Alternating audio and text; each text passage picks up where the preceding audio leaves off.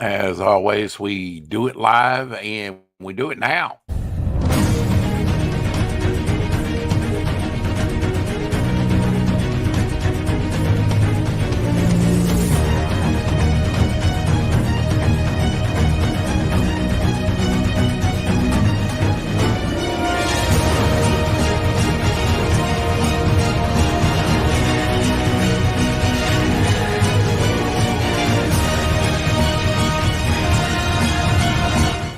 Love that music. Yeah, that was my ash can and still up on Indiegogo. A few copies left. But yeah, we'll be getting rid of that off there pretty soon.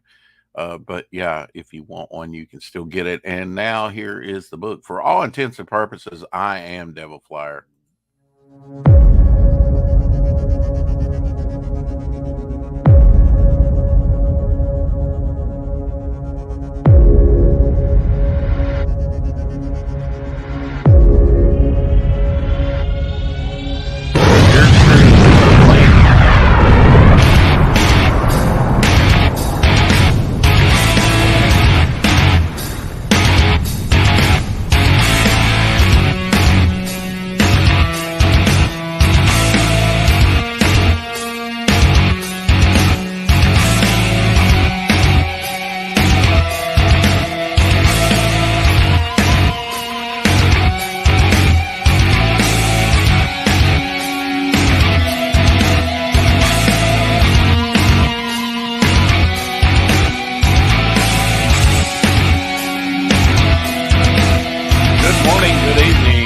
Whatever you are, wherever you are.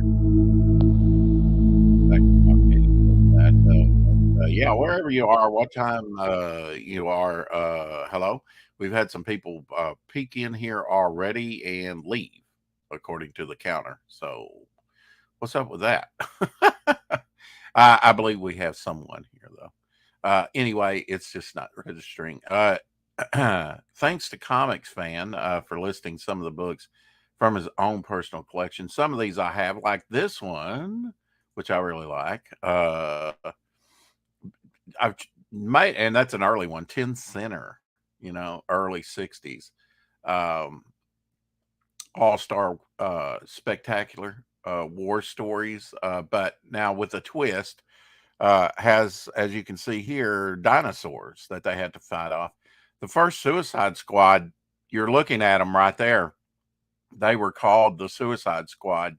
These particular, I think a couple of the GIs. I'm not sure because really I haven't read them, but I've tried to collect them. Those are very hard to find in stellar shape. I mean, just like, oh, it's not falling apart on me shape. I believe I have these two as well. A little bit later here, 12 Center. Uh, some of these kind of did it for me, and some of them didn't. Tree of Terror. Ross Andrew did a lot of the interiors of not pretty much all these at this time, which is pretty cool. Giant Crab. Now he didn't do all the covers. Uh, I guess you could call this maybe a partial gray tone cover. We'll talk about that a little bit later. Great crab though. Like it, giant crab. There may be something like that lurking in the oceans. We just don't know. Uh, Divvies on the drumstick, as used to say. Uh, Here you go. Here's another one. A dinosaur's D-Day. Yeah, landing on the beaches against RGIs. So I don't know. Maybe it's a Nazi plot. I don't know. The War That Time Forgot. That was kind of the moniker, the title, the overall run of the thing. The War That Time Forgot. Sort of these incredible stories. Pretty neat concept actually. I always like Arctic stuff. Look at that. I mean, compared to that giant submarine, uh, this weird looking sub catcher there is pretty huge compared to the sub, but I have that one. I think I have all these and I have this one too. Not Aztec Ace.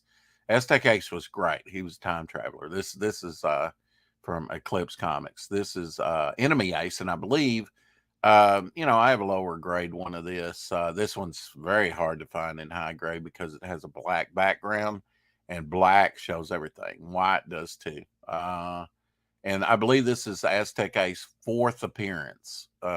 His fourth appearance in Star Spangled War Stories. This is kind of like a gray tone cover, and Jack Adler was, I'm sure, worked on this, on the cover. Uh, if it's like a partial or gray tone cover, he's the one that came up with that. Is my understanding. So he probably worked on that. He was a colorist, vice president at DC Comics. I have a lot of production stuff from him. My friend Elsie does too. Very imaginative, sort of a lost era, these GI Joes. Yeah, it's early. It's only about 3 o'clock in the morning. Not quite, almost. But yeah, like the borders here, just wonderful stuff. You don't see. This is Joe Kubert. A lot of these are going to be Joe Kubert. Some Jerry Granetti, different things. Just classic stuff. War is finally seeing its. I kind of like the Weird War, and we'll look at some Weird War tales and stuff because they've got like all types of things, from creature commandos to dinosaurs to, so it's kind of like war with a twist. But dramatic war stories, though, Katie said that she really wasn't into war, and a lot of people are like that. Elsie, that's what he kind of grew up on, cut his teeth on. I really wasn't into war either. Occasionally might get a war. I can't even think of one war that I might have bought off the spinner racks when I was young till maybe the 80s. I'd been collecting, something had to really grab me, and I didn't see the stuff with like dinosaurs and stuff like that. And even then, it may not have, this is war. I actually traded, gave store credit to one of my customers. He was a young kid that had rounded glasses, and he read nothing but war, and he didn't care if he didn't have it. He wanted to read it. That was his jam, and he traded me Avengers #2 for like $35 of credit in the store, and that was like modern reprints of war, Charlton War, just worthless books when it came to, at least at that time. War in the last decade, I would say, is starting to pick up, and some of them are starting to receive some of the love, as far as the dollar value is concerned, just kind of picking up over time. Here is another Enemy Ace Hangman's Mask. Some of these stories were continued and had a theme. Here's Joe Kubert. This might be an Adler in the Adler collection. I can't remember. This one's kind of some of the stuff, my friend has. But it pops. All these pop, The thing about Enemy Ace, that's a wonderful one. I have that in my collection. He shot down his opponent, and Enemy Ace was German, so it was kind of like war stories told from the enemy side from World War One, and they didn't have parachutes, and so he's saluting him as he falls to his death. Pretty cool. I had to have that one. That's a Joe Kubert. Of course, Joe Kubert fought in World War II, knew something. Most of these were written by the same gentleman, and hopefully I'll think of his name. This is a Jack Adler that I have. An interesting story about this. I've shown this particular approval cover that I have of this one. Right down there, it says, this is a Joe Kubert cover. It says special issue illustrated by Neil Adams and Joe Kubert. On my early painted piece, it wasn't an approval cover. It was actually a painted piece, come to think of it.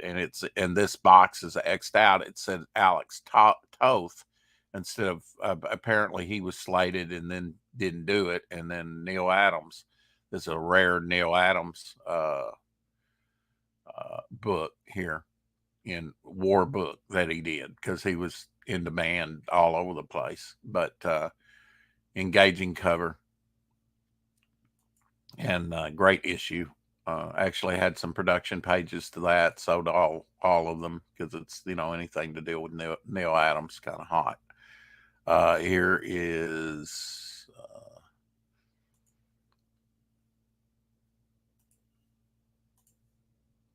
Enemy Ace cover there. Joe Kubert, of course. I guess there's just something that Elsie really loves about Joe Kubert's artwork, and he is a master at it, especially when it comes to the war genre. Uh, and they definitely got creative here. You have St. George on horse with armor and everything. And I have read some of these stories. They have in the showcase, which is kind of like their Marvel Essential. They have reprinted some of this stuff, most of it, and I have read some of that stuff and the Sergeant Rock stuff as well. I always like the aerial type battles and things like that. But and what is amazing is in some of these war ones, they said how it worked, and they showed, hey, Helder, they showed how a lot of this war stuff worked. As far as the machine guns and you really could get a PhD in sort of way things used to work, and they did the research on that. That's what I'm trying to say. What they put into comics for kids was amazing, especially on some of these war ones. Here you have a Viking Prince back up with Joe Kubert. I think this is an Adler, and I think I have it actually. I'd have to check. I think this is actually one that I have, and that has a Viking Prince from the Golden Age of comics back up in it as well. I know I have the comic, and I think I have an Adler to that cover, kind of an iconic cover. This is going back a little bit further in the run for sure. And a lot of these war titles started, like GI Combat started with, I don't know if we're going to see any GI Combat on here, but a lot of them, like GI Combat, started at another Quality Comics, I think it was. Like Black Hawk, it started at Quality Comics, and then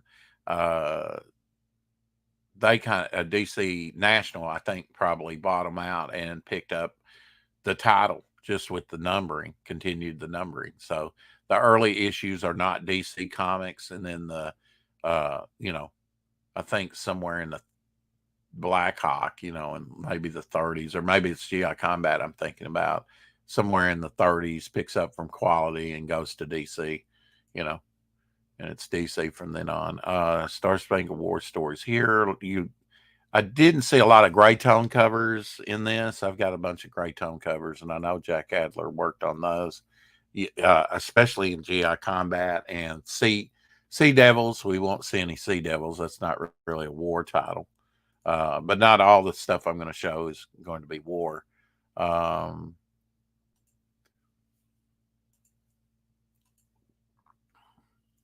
Madam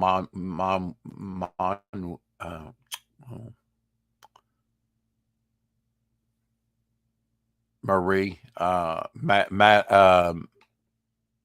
Mademoiselle Marie. Yeah. So this is her first appearance because it says introducing. Yeah, just look that up. I think it's maybe 84 or something. It'd probably be even in this shape where you see above there in the top left-hand corner, it's damaged, missing a little bit of the cover. Even something in this condition is going to be worth something with introducing this character. Some of these, war comics are hard to find not beat up. They just are. Probably the average Silver Age, I'm told, is maybe top grade, maybe 5.5 on some of these. So mid-range, about a 5. And that's about the best you're going to get on some of these things. We kind of take it for granted that, yeah, we can get a 9.6 or a 9.2 on any book. Oh, contraire.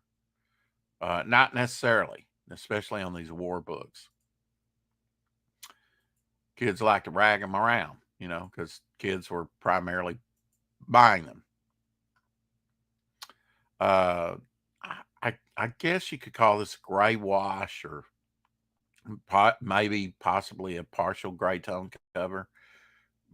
Joe Kubert, of course, Joe Kubert was one of the favorites, introducing a brand new, exciting series, mystery GI of World War II, The Unknown Soldier. So I believe this is, I looked at this book recently on eBay, I think. First appearance of Unknown Soldier, I believe. May be wrong about that. I'm not up on my war books like I should be. Lemon pie in the house. Love me some lemon pie, especially some frozen lemon pie. Lemon, citrus. Oh, yeah. It's my jam. I'm drinking coffee with lime juice right now. Just the innovative things that they did with the borders and stuff like that. That's so cool. It's like a double Ditko box there along the spine. Awesome. Joe Kubert cover.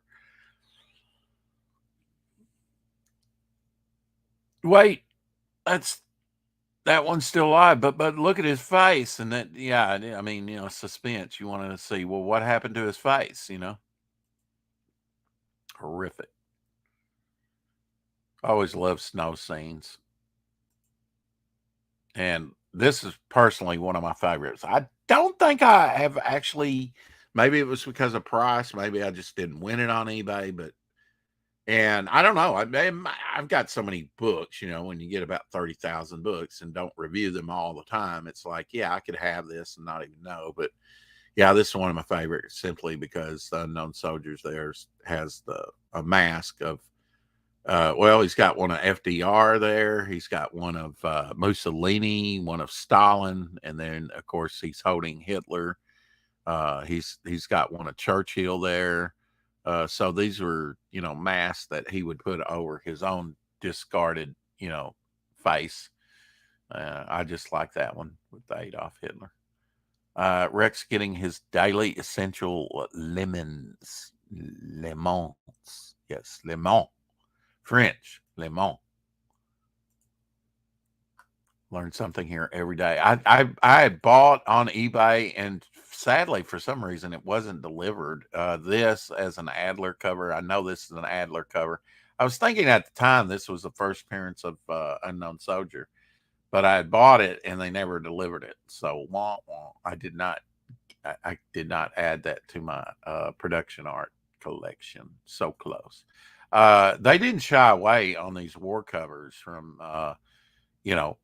like this one, Joe Kubert. The spy among you has 3 seconds to step forward or you all die. Concentration camp scenes, the horrors of war, full page pinup of as enemy ace. And that's kind of daring, telling the war from the sort of German side with the enemy ace, and they were good, compelling stories. Weird War Tales, number 1. I'm not sure if I own that or not. That one's kind of up there in price somewhat. That's another Joe Kubert cover. I'm glad to see war. Didn't think much of, a lot of people for decades didn't think much of a war. I would say about 15 years ago now, and it may be more than that. The Overstreet Price Guide started focusing part of their book on the war scene, because I think that's probably when they started heating up. It was about 15 years ago. Finally, they couldn't ignore it, and now they've had a war section, which is, again, I think turned more people to like, whoa, look at this cover, where the kind of coming up against some kind of, fourth scalp tingling issue. Wow. where the guy's growing old. Here's one with cybernetics, you know. Uh, Started off a little bit more. Here's a Neil Adams cover. I do have that one in my collection. Uh, Pretty wild with this Sphinx-like characters coming alive. And I do have one of these. A lot of my wars, like this one, I know are not in that greatest shape. Uh, but yeah, these frozen Vikings, very cool. None shall pass the frozen army of death. Yeah. I don't know. He's saluting. He's Hal Hitler, you know, to the Vikings, but they don't seem to care. We're going to take you down anyway. It's probably saluting them. We salute you before we die, but great stuff, man. I particularly like the Weird War. You know, can't say that I have a lot. I do have it. I do have, and sadly, we're not going to see it today. But I have the cover to Weird War number 14, which is cool because it's got like these wraith-like skeleton paratroopers jumping out with a GI, which is pretty cool. Done by Luis Dominguez. This is probably Nick Cardy, if I have to guess. And Nick Cardy did some. This is Luis Dominguez right here. That's Luis Dominguez. He's a little bit, yeah. You can tell, if you know what to look for, which is generally the face of the characters. How does he depict the face? Wonderful cover here. Love this. The skull cover. In World War One. World War One is one war I would never want to have fought in, and I believe I own a copy of this. And I'm trying to think. I may even have this as an Adler. I may be getting mixed up, but this is another great cover by Luis Dominguez. He did a lot of the horror stuff. He did some of these war type things, which would fall into the horror genre as well. I like when you kind of mix a couple of genres together. I think that's a good formula. We were talking about that earlier. This is nice, kind of a sparse cover, but with the gray background, but very effective.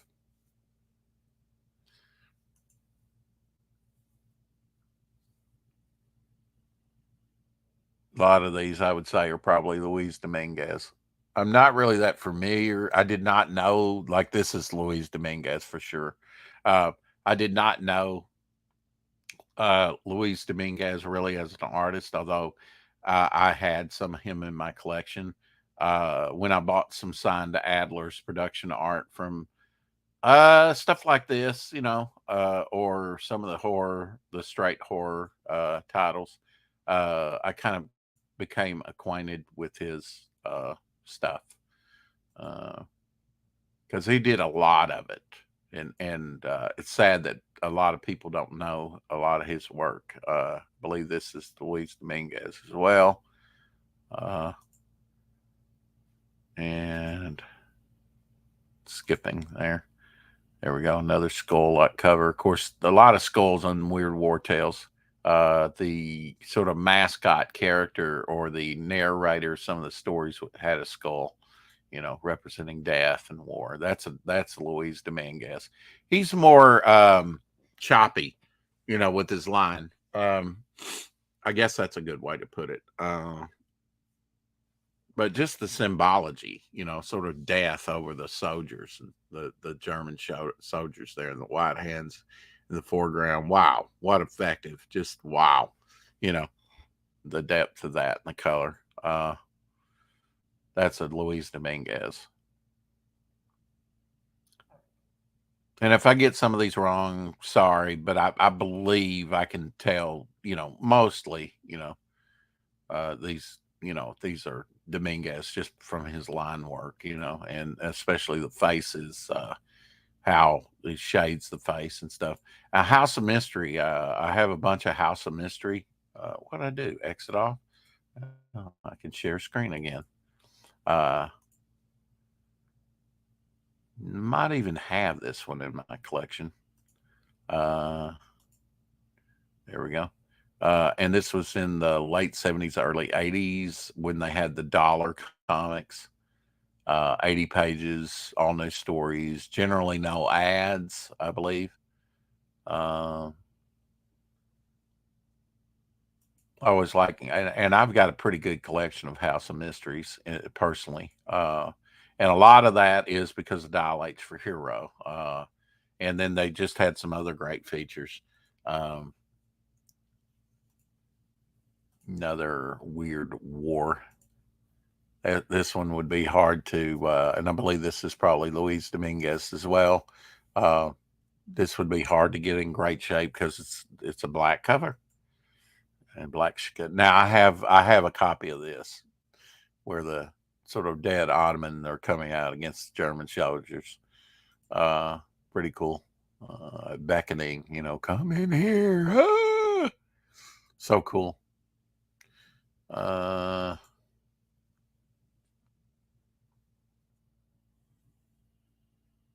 yeah, this is Luis Dominguez here. Just his atmospheric line work, you know, very cool. And he did a lot of the interiors too. Don't know. I don't think he did these interiors here on that, but that's reminiscent of his type of stuff. They had some great page layouts and stuff. Who wrote this stuff? I don't know. Like I said, I'm not that versed in it, and although Elsie's probably read a lot more of it than I do, his memory and whatnot. And, uh, this is probably a Dominguez. That's just a great cover. Creature, reaching up and destroying a German plane. You always like to see the Germans on the run, from something. Uh, to winter goes to spoils. Great cover here by Dominguez. I mean, Frozen Soldier, from World War One, and then I think, or it could be, with that type of helmet, it could be uh, one Frozen from World War Two, but probably World War One, and but it's World War Two now, and they're kind of walking into the. So, I guess the British are going to shoot the Americans. Ouch! 25 cents. That's when I started collecting. I have a copy of this. Ernie Chan did some too. This might be an Ernie Chan cover. Sort of Easter Island head monolith type thing. Here you go. This artist, whoever this is, kind of reminiscent of Timothy Truman artwork. If you know Timothy Truman, that's that. I like that. The eternal struggle. They all had great covers. I just wish comics looked, you know. Joe Kubert was known for loving to draw dinosaurs. Here he got a brontosaurus in with where they're going up against the giant, sort of Neanderthal, and there's a whole pack of them back there. So this GI is probably screwed. Big old giant issue. This is one that I would love to look up and add to my collection. Those giant issues are great. Uh,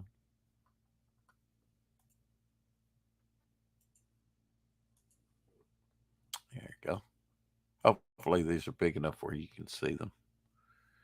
The Mystery and the Madness of Weird War Tales. Another Joe Kubert cover. Sort of an ancient zombie like dead Viking somehow alive.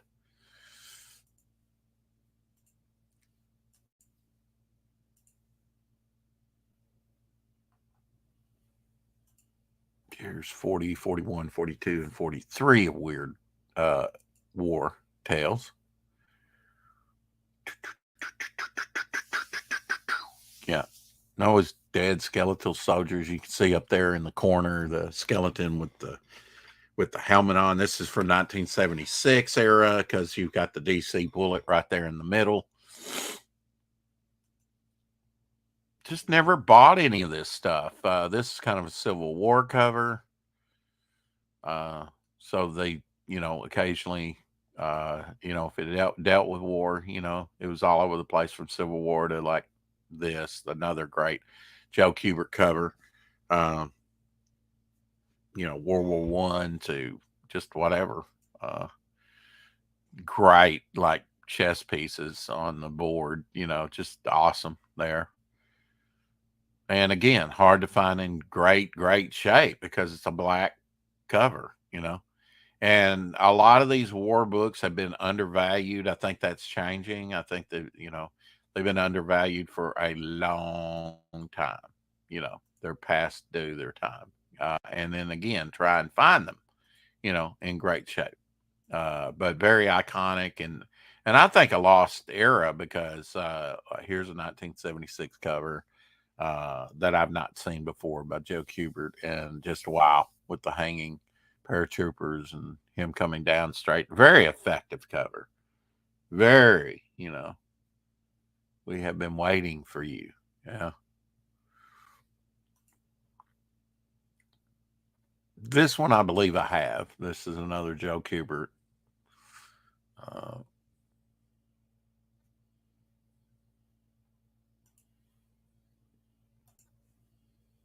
just very compelling stories, always with a twist, right? So even though I'm not per se a war, I don't, fan. If it's a if it's a if it's a good story, you know, it can draw me in. A lot of times, it's the weirdness that kind of draws me in. It's sort of that cross. Now, this is really weird. This is Joe Kubert. I imagine he probably liked to do a lot of these because they were different. And an artist likes to be challenged with, and not draw the same thing over and over. And I would say, in my mind, not knowing much about war comics, uh, to my mind, the king of it, because I saw what war comics I did say were primarily done by Joe Kubert. I actually put a watch on this one. Comic Fan says, I believe this is the first appearance of Spirit of Destiny. Spirit of Destiny is supposed to be, I don't know where the legend of the Spirit of Destiny comes from. He says he thinks is the first DC Comics that had that in it. He's probably right. Um, 30 center. Uh, I know they used the Spirit of Destiny in like All Star Comics, I think, or something. Uh, and actually, this particular issue has the last moments of Adolf Hitler on the splash page, where he's getting ready to commit suicide uh, in the story, and it's written by Steve Englehart, who was writing the Avengers when I first started collecting. I know he can tell a great story. I love Steve Englehart. But Spear of Destiny, that was supposed to be the spear that pierced Christ's side, as legend has it. I don't know where that legend came from, but that's issue 50 of Weird War. But man, just if you want great covers, I mean, Weird War's got them, but you can't always find them. I was looking for a particular Jim Starlin cover because I had, I think you saw that one, um, with kind of the demon behind him. It's kind of hard to see there, but because it's red against red with some white outlining. But yeah, it was a Jim Starlin cover. One of the rare things that Jim Starlin did for DC Comics. Here's issue 51 of Weird War. Uh, Joe Kubert cover. Just the expressions, like the scared expression on that GI in the foreground. The secret weapon. Dum, bum, bum, bum. Uh, Yeah, I mean, it was like issue 83 or something like that, 82, a Jim Starlin cover. And I had to wait a bit till somebody put one up on eBay. Uh, you assume it being DC Comics and that they printed so many of them in the Bronze Age, and that people would have them listed. Au contraire. Uh, Stop sharing. Stop sharing. Okay. To bring that up again. Don't know why that was up there, but I got that. Opted to get rid of it. Okay. Now we're back on par.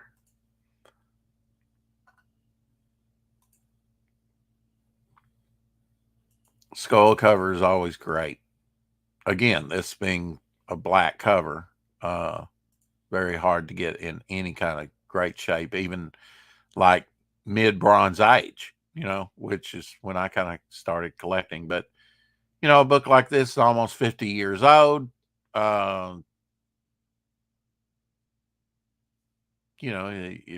everything was on a spinner rack then getting bent up, how many people went and got them when it was brand new? And then, believe me, the people that put them out, here's some of the interior work. The devil is a souvenir hunter. Bum, bum, bum, bum. Again, the kind of narrator there with the skull and the helmet, the goggles. Very cool layouts and some surprising artists within some of these stories. Of course, Charlton at this time's doing war stories. Marvel's doing war stories. It wasn't all DC, but DC had some of the better war titles, I think, and some of the, like I said, I think when it comes to war stories, I think of like uh, Joe Kubert is probably, uh, the king in my mind, of war comics, and he drew them from like 50s on up to the time of his death. Some of the last stuff he did. This is a Jim Aparo cover, and on that dead GI in the foreground, it says J Aparo. So he put his own name on that dead GI cover. This one I definitely got to get for my collection because I love when they sort of break the wall and put their name on the characters. Adams did that. Neil Adams did that on one of these early ones. This number 53, maybe somewhere in the 50s. But that's a good one. I'm gonna have to make sure that I add that to my collection. Collection. See, that's French. Collection. Make sure I save that just as a reminder. Didn't even know that one was out there. Number 54. Yeah, I think that was 53. This is the cover to 54. Heat vision. The Soldier of Satan. Ooh, okay.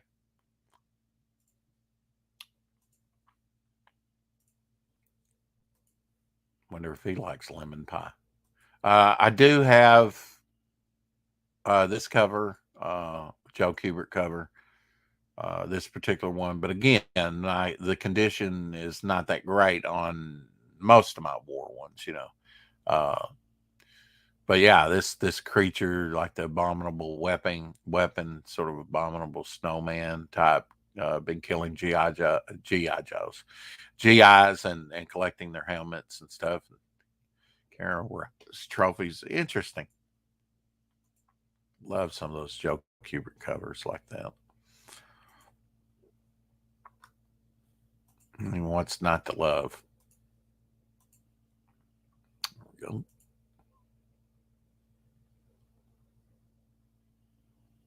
And it could be straight up war, that kid that was my customer that wanted nothing but war stories, and you know, war was not valued at all. He would have been uh, happy to get a key issue. But this was intriguing because of the Hindenburg. Might have to get that one. Again, though, you think okay, I'll get this one. Weird War Tales number 60. Okay. You might do a search and you might find it on eBay and you might not. Some of these Weird War, people buy them and they keep them. I don't know. I don't know what it is about certain issues. I know with that gorilla issue and maybe another issue that I was looking for because I had production art for it. I couldn't find it at first. All I could find of that Starlin Weird War cover was a print, and I bought it and I put that up on the production artwork that I was trying to sell, and then I kept at it trying to find that issue, thinking, oh, okay, that's one I definitely want to own because it's such a cool cover. It's got Nazis, it had Nazi guerrillas with machine guns, and on one of the helmets it said Starlin, because Jim Starlin did the artwork. Another great Joe Kubert shock cover. What the sales on books like this were back in the day, I don't really know. But it's amazing that I really wasn't drawn to them more than what I was, like I say, I can't think of maybe one more book that I bought, but because some of them, like that one, had like a dragon on it. And then look at the page layout. Here's double page layout from that same issue. Just great, man. A lot going on. Definitely got your money's worth when it come to a visual fest. And you can imagine some of this stuff recolored, and highlighted. It might be even better than it was originally presented. Were War Comics lower print runs? Well, even lower print runs were probably 200,000, close to 200,000. If we're talking Bronze Age, I don't know. I know like there was a DC Comics Presents that I saw the numbers on because they would release those in a statement every year. And here's some of the page layouts of that book that we just looked at. I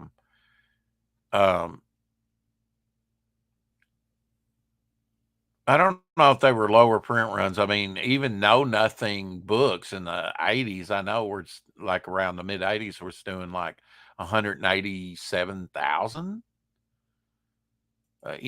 so look at the work that went into this one page.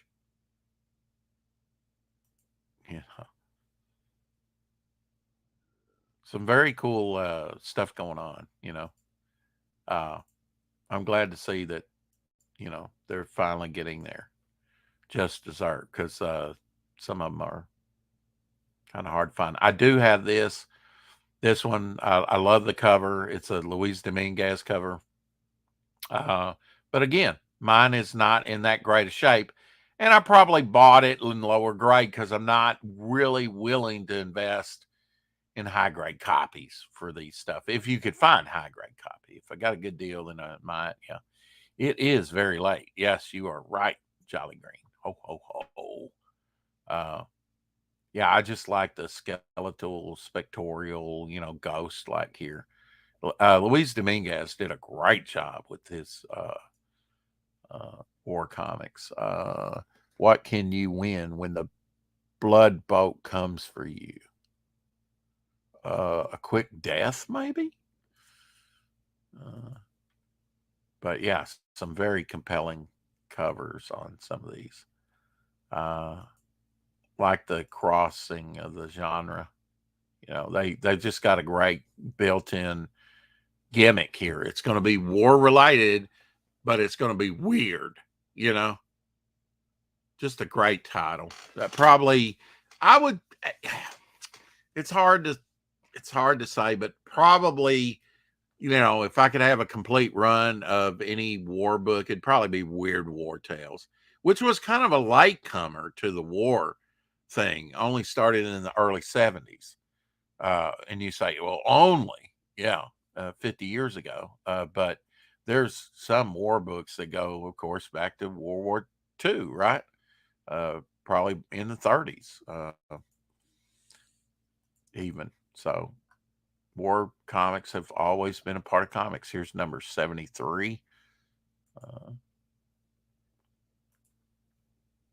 The Curse. Some of the page layout there. Then we find out the name of the curse. There we go on the splash page. So they're going way back here to, like, who knows, the time of Troy, maybe Roman times, Greek times. I don't know. Above my pay grade. Love this. Sure, you got dinosaurs, but how about a woolly mammoth? Woolly mammoth cover. Bum, bum, bum, bum. Shoot him, kill him. Feral animal. The March of the Mammoths. So that's plural. So imagine, and he's already picked one little GI up. Aye, aye. The mystery and the madness of Weird War Tales. Some page layout there. March of the Mammoths. So maybe there's more than one.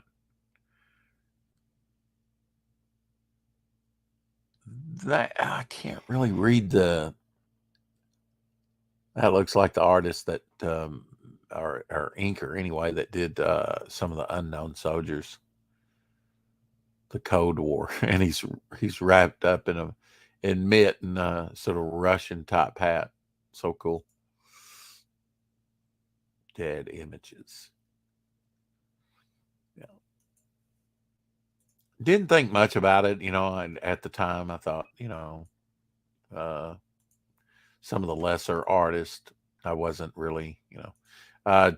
Now, one thing that I've tried to collect is this title here, Tales of the Unexpected. And then later with issue 105, I believe it becomes 105 or 106. I think 105, it becomes just Unexpected. But it was Tales of Unexpected. Tried to collect with this character here. Of course, this goes back to, you know, this is 10 cents. So this is going back to the early 60s. Johnny come lately on some of these things, so I had to pay the price. You know, this is a wonderful cover here. I'm going to have to add this one to my collection. I know I don't have that. Just what they did with the coloring there. The day red turned to green. And something like this, I'd probably expect that Adler colored it. I mean, he wasn't the only colorist, but he was probably the main colorist. And when it comes to some of these Silver Age books, he probably colored this one. You know, very very cool brush work on that, especially the flame. And then you add some gray toning in there, which I guess you could maybe say, like on his shirt there.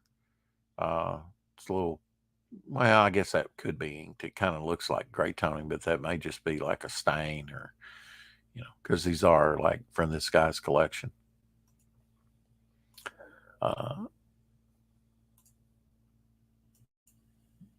So we're not just looking at war books. Here's another Tales of Unexpected. I think I have a copy. This one's sort of an execution cover. Space Ranger was the name of this character. Yeah, that's in yellow and red there. He was in Tales of the Unexpected and also House of Mystery. I think he crossed over into both titles.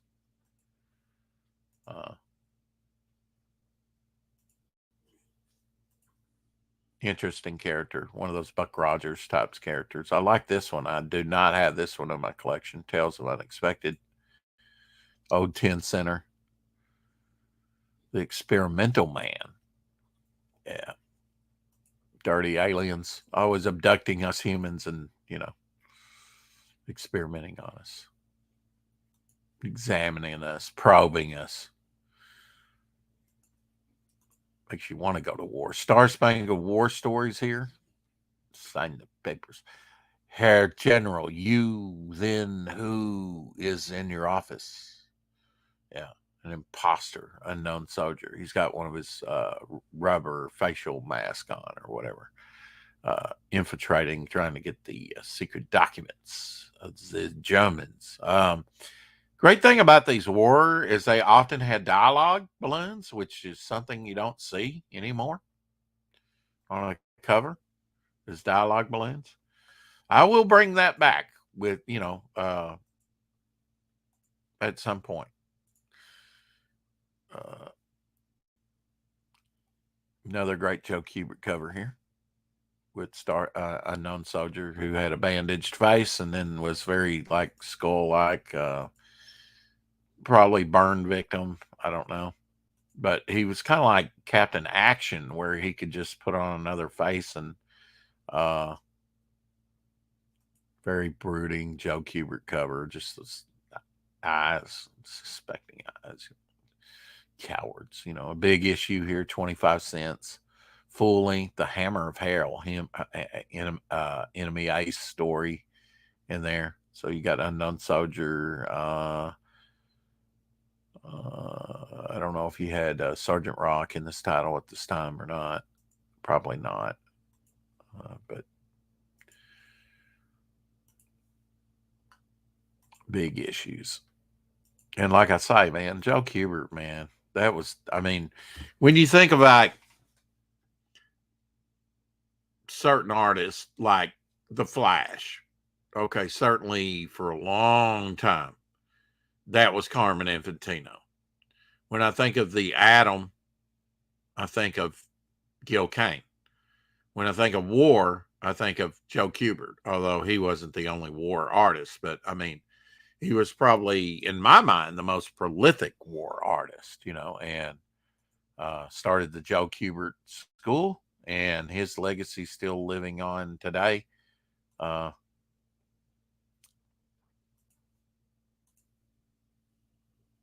Joe Kubert here. First in comics, best in comics, 20 cents.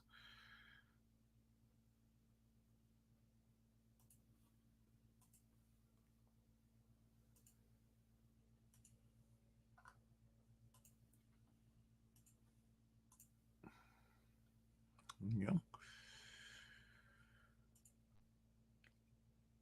Sergeant Rock started in our army at war, and then later, and this was a reoccurring character here, this Nazi guy with the iron, sort of steel hands or whatever. And then eventually our army at war just becomes Sergeant Rock as a title. GI Combat, as I said, it started in the earlier 50s, early to mid 50s, and was not DC Comics, but Quality at first, and then came over and ran till the sort of mid 80s and until the last issue came out. Some of the war titles died out in the 80s, sad to say, but people just not showing them enough love.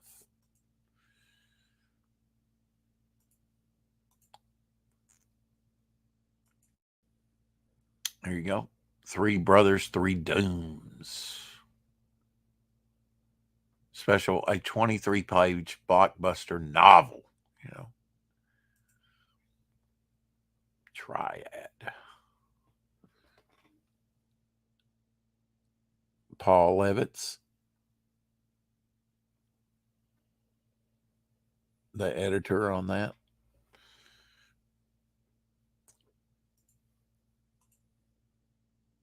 You can study a lifetime comics, whether it be, stuff like this that you may be familiar with or not be familiar with. Look at this cover. Wow. I fell into the burning ring of fire. The Ring of Fire. Would you dare challenge the Ring of Fire? Oh, oh, oh. That. I actually have a room that has a checkered pattern in that laminate on it, like that. It used to be a workout room. It's got a mirror, on one of the walls, a big mirror. But yeah, that is my floor. I have a checkered floor uh, in one of my upstairs bedrooms, and I just use it as a collectibles room. Most of the two out of the three bedrooms, my bed's actually in the smallest bedroom, and the other two are collectible rooms. One of these days, I'll take a camera and I'll do a tour. One of these days. Never done that, but wonderful, wonderful Joe Kubert.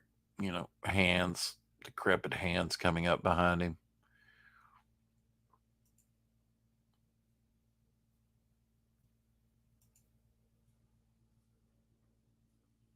Had a variety of stories. Now, some of the weird were, depending on the issue, um, may have been book length story. Okay. But generally, it was, they had multiple stories in them. Here's a werewolf cover. I believe this is issue 70, Joe Kubert. Werewolf with boots. How about that?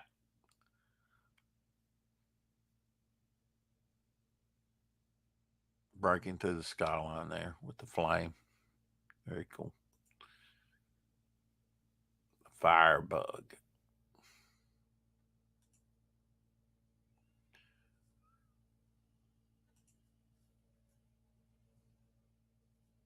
And there's a look at some of the different artwork you can find in that particular issue. Old House of Secrets here. That's a cool cover. That's kind of got some gray toning on it, so I can probably tell you in the old 10-cent cover. This probably definitely one that was colored by Jack Adler.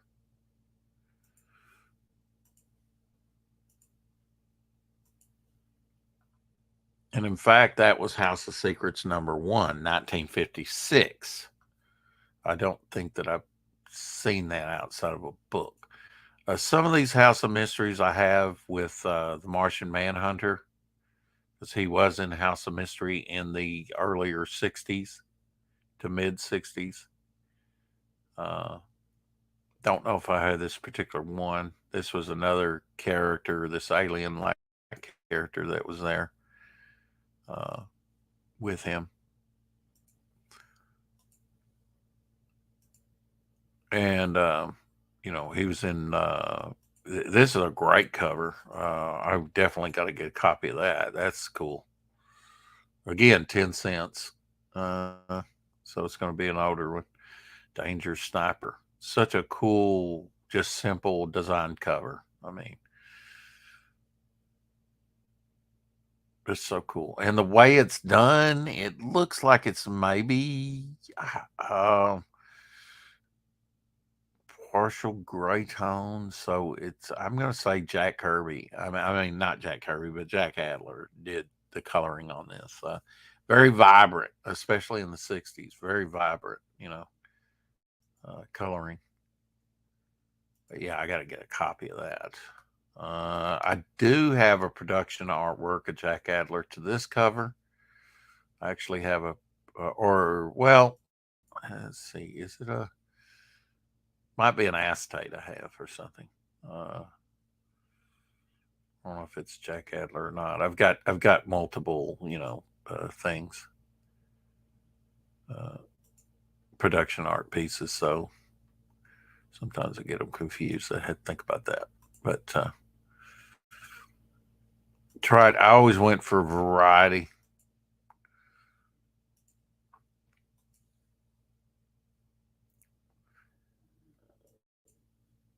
See, I think I've looked, because this is such a compelling cover with this character right here in the foreground. I think I've looked this up and go, wow, man, they're wanting a little bit of money for these things, um, and I've just been unwilling to pay some of it, that's on me. But I try to add to my war stuff here and there. Usually it's in lower grade. I do have acetate plate to this cover, Joe Kubert. So I've got a production piece from Brazil of this cover. Some of the interiors. Takes brains to be a killer. Freeze frame.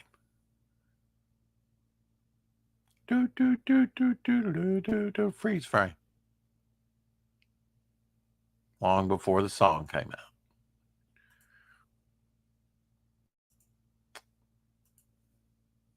So, this is one that I have in my collection with Otto Man. That's Otto Man being smashed in the head by this giant figure, mutant man. Checker top cover, so around 1967. Oh, did I not show it? Somehow sorry. If it did come up, it probably came down. There we go. Yeah, that was kind of an oddball one. So, I've got that in my collection. There's people that collect nothing but the checker top covers. Here we go. You see the unexpected. The tales of the unexpected became the unexpected. And went to that V shape originally on the logo.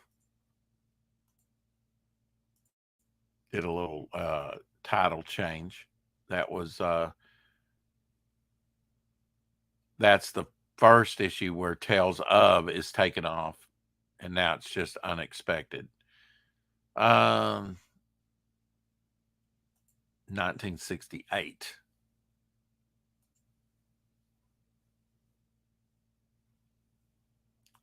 Great Neil Adams cover here.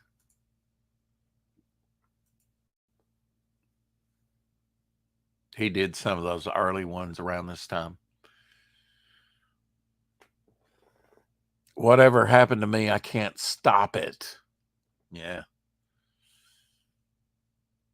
A little different on the logo there on that one too. I don't know if that was a Neil Adams redesign. Could have been,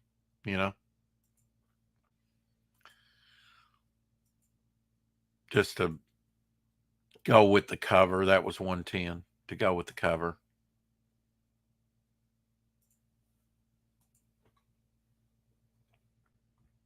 $111 here. I believe that's a Nick Cardy cover. Till I started, you can see the logo change, and it needed a logo change. I didn't much like that V design of the logo when it changed. Some logos just didn't work too well.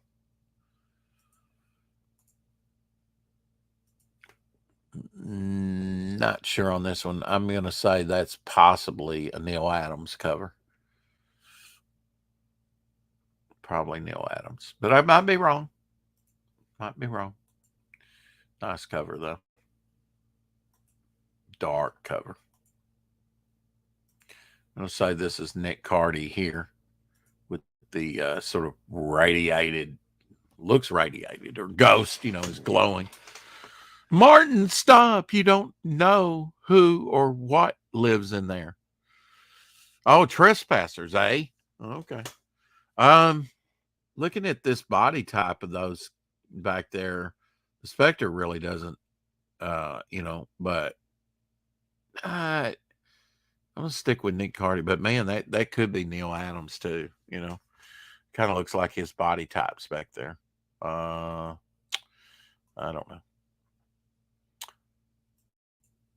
Not my jam. I mean, I've learned more, but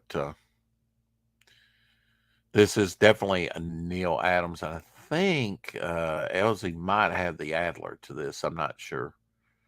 Uh, some of these were Adler, some of them were not. It's definitely Neil Adams here. Uh, Gift of the Ghouls. Come in and have some cake.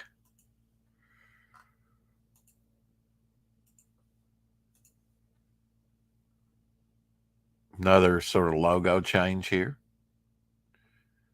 Straight up and down instead of slanted. This is Nick Cardy cover. I always like this one because again, it's like, oh, what is this? What are we looking at? You have to open it up and see the mystery, find the unexpected. This has some great zombie-like characters in the foreground.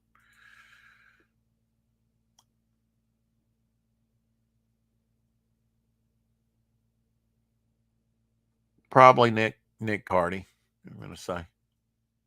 Very cool cover. This is one I would not mind adding to my collection. Very compelling cover.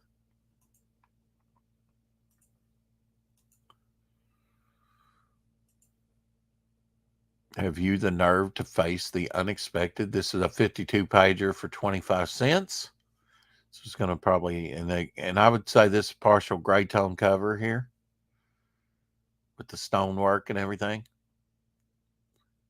I'm not sure really what the criteria for that is, but definitely like the gray toning, you know, regardless if it's quote considered a gray tone cover or partial gray tone cover. I mean, it's kind of like, okay, photo cover. You have a photo for a cover. Well, what if it's just the background? Then you have a partial photo cover. So you could probably have a partial gray tone cover for sure. I'd say Nick Cardy on this one. A voodoo guy being struck down, shadow of the devil doll. I think there was a movie called Devil Doll, actually.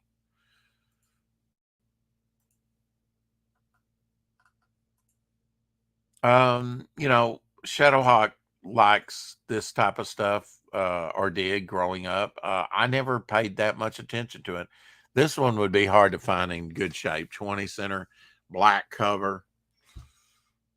Be hard to get a 9.8 of that.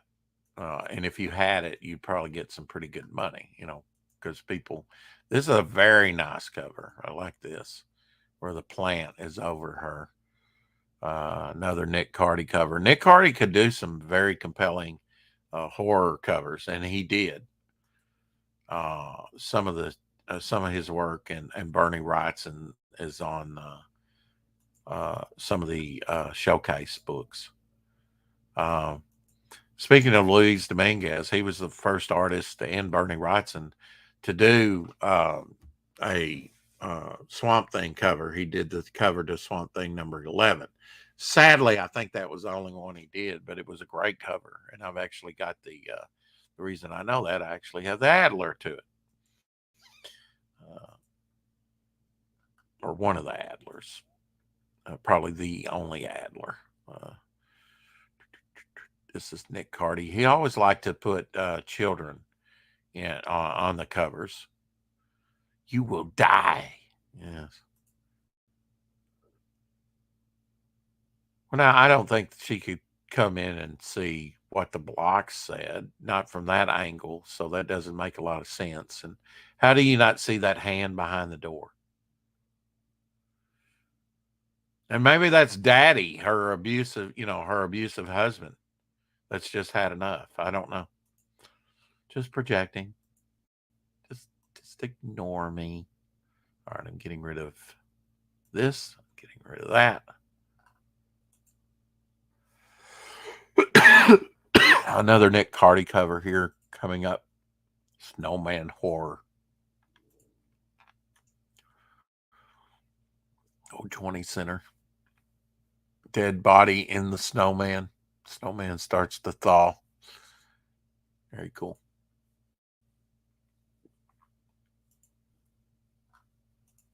Always like this one. Another Nick Cardy cover where the insects strip you to the bone.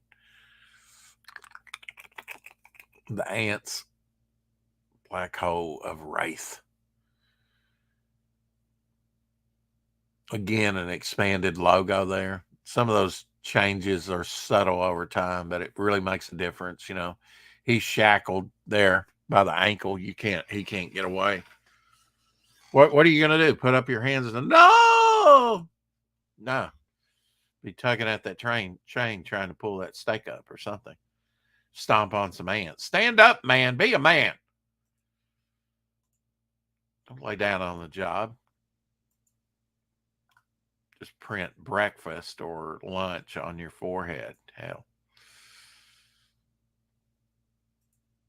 A lot of skeletons. A lot of skeletons. Bruce, so there you are. How does she not see the skeleton hand?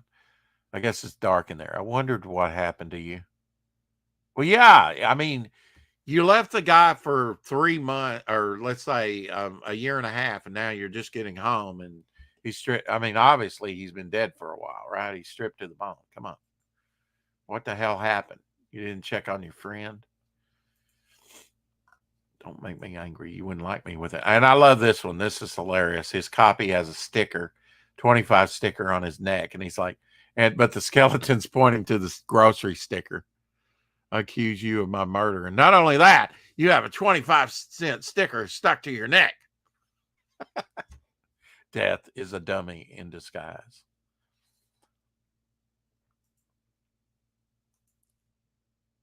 Cool cover. That's almost funny just to, Now, this was featured in ads back in the day. I might have a copy of this one. Dinosaur cover, 100-page, probably going to be all reprint material from earlier issues, but just great. And they, featured this and like ads at the time in different comics that I probably saw, but never, might not even seen this particular issue. But again, this would be a hard one to get in great shape because it's black cover. And a lot of people go after these 100-pagers, especially if they're, because there's more to grade. You get these in a higher grade. You think about it, there's more pages to grade and square bounds, a little bit different than stapled. Harder to find some of this stuff in better condition. Another 100 pages. One of my first comic books was Superboy and the Legion of Superheroes, 60-pager, 100-pager like this. And I finally bought it maybe around 2 years ago and replaced it. It was one of the first comics I said, I got to get me a higher grade copy of that. I just got to, because it was Memories, one of the first comics I ever read.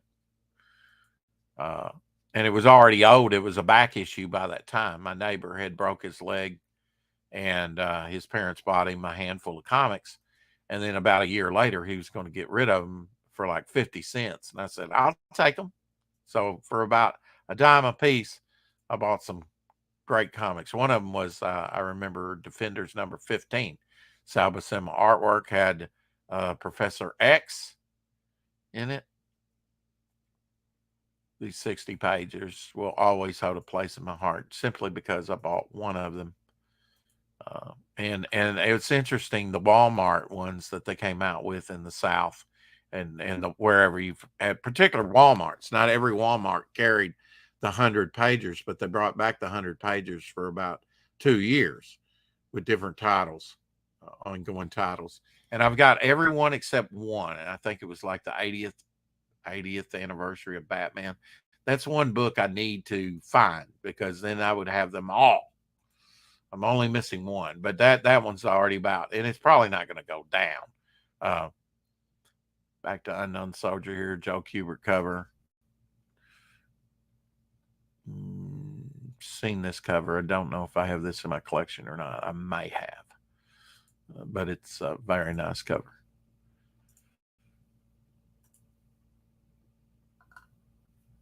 Unknown Soldier having his own title by that time. This is great simply because it kind of looks like one of my characters, Slaver, with the horn there on, skull. Cool cover though, Joe Kubert cover.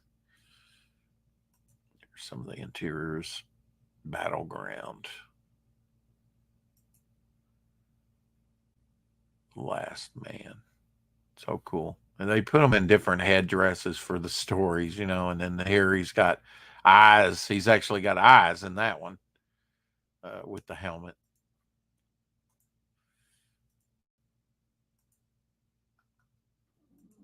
I bought, this is one of the rare ones that I bought.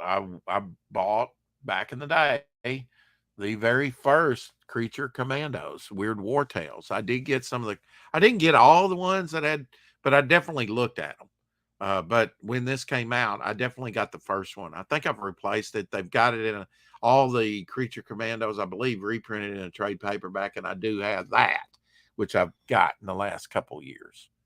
Uh, so most of this stuff, is available in uh, trade paperback now if you don't want to buy the floppies. That's issue 93. Here's issue 97. This might be the second Creature Commando, so it took them a little bit to get back to the Creature Commandos.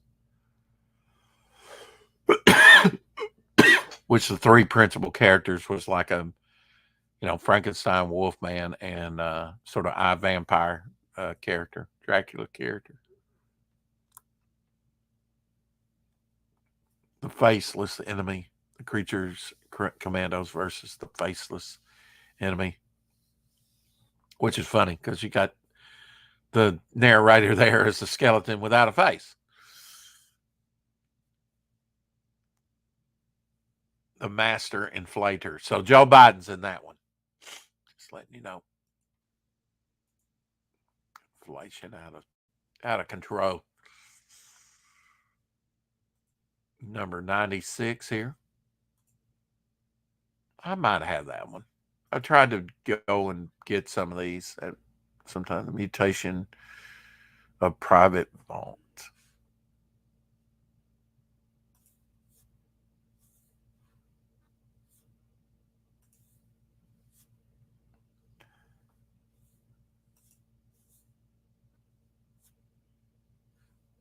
So here you go. Here's a futuristic, sci-fi slant to one of the war stories.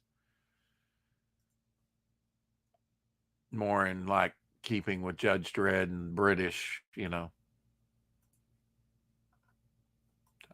This is an awesome cover here. Exerting some kind of mind control over the GIs, I think. Is he a mutant? Four shocking stories from the dawn of time to after doomsday. Boom, boom, boom, boom. 8 more pages of comics down. More new thrills than ever. All that for 50 cents. It's a great thing about comics. They can take you to a world you've never been to before. I do have a copy of this, not in that great a shape. G.I. Robot. G.I. Robot goes all the way back to the Silver Age. The first G.I. Robot. In the groups of the Sumo Robot. Again, a black cover, hard to get in good condition, great condition. But yeah, I bought a few GI robots too back in the 80s. If I was to buy war comics, it was probably in the 80s when I bought them. When my palette was kind of expanding. So this is a great cover.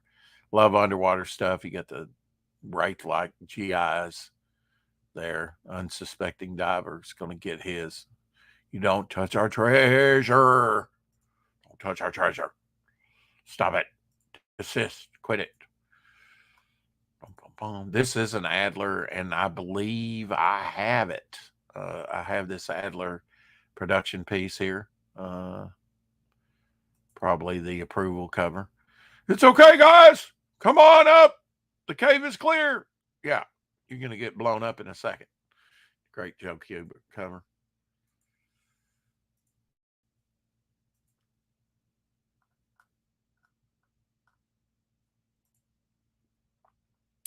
think I have this one as well. Well, all right, let's put it this way. I think this is one that I had at one time, don't know if I have now. I think this was actually one that I bought back in the day because of the cover. Weird War Tales. So I think I bought this straight off the spinner rack, 50 cents. Definitely an iconic cover. The Sphinx walks. Look at that page layout. It's wild, all the magenta that's in comics till they went to digital colors. Magenta seemed to be a go-to. That's great with the skull underwater and everything. That's so cool. Look at that. Heal the Hopeless. That's got definitely some EC vibes to it. EC comics from the 50s. Horror type stuff. This was PC horror. This is issue 108.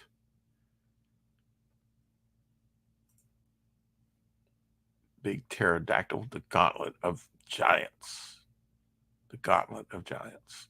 The war that time forgot. See, so they brought that back. I did not really know that. They brought that back in Weird War Tales. I had to check that out. March Made in Hell. That old British helmet.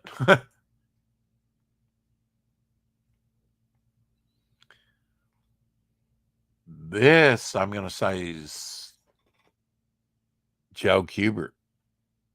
Joe Kubert cover. Joe Kubert page here. Yeah. Oh, no. Why did I say Joe Kubert? Duh. Okay. I got Joe Kubert on the mind. Steve Ditko. And I can see his name down there in the credits. So there we go. Steve Ditko. He did some, and there'll be a Steve Ditko cover here I'll show as well. And the Reaper with the sigh was definitely a thing in a lot of these. Okay, and here's the cover. Well, here's number 99, very reminiscent of that page. Some Johnny Quest there. Okay. Okay, so that was issue 99. All right, so that story had to be 99. I think 99. Woo.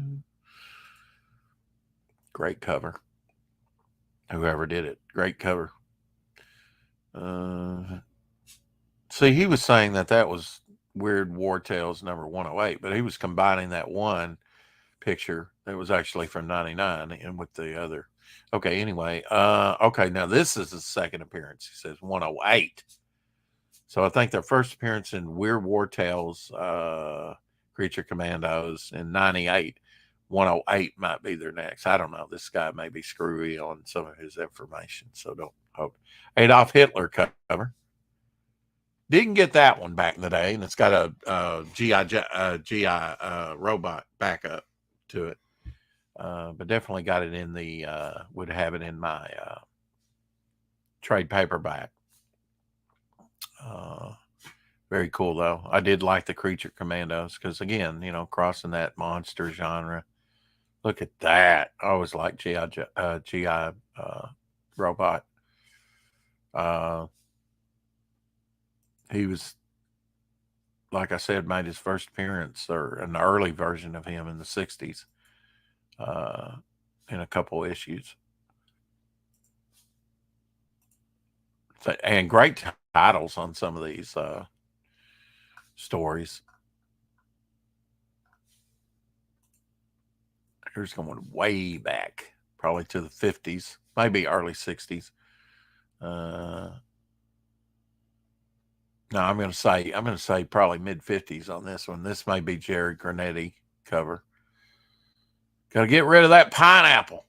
That's what they called those. I actually have one with the pen that's been diffused. At least I hope it's been diffused.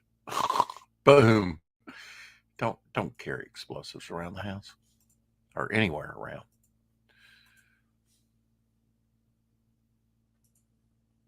Steel 10 cents. Yeah, flamethrowers. That's another, flamethrower covers. You just hear that, man.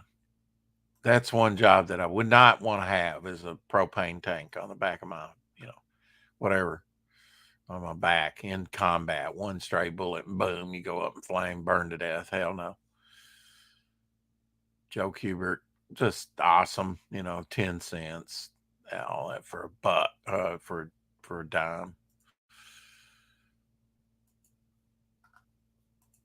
Now this is a gray tone cover, so I can tell you probably with 99.9% accuracy that Jack Adler did that back in the 60s.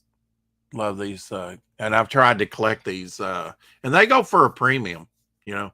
And some of these war stories was the artist Lichtenstein that was big in the 50s and 60s in pop art. I'm not sure how they classify Lichtenstein, if it's like he's post expressionism or pop art, but he was the one that did giant paintings of like covers from some of the war or panels from some of the romance or whatever and made them popular.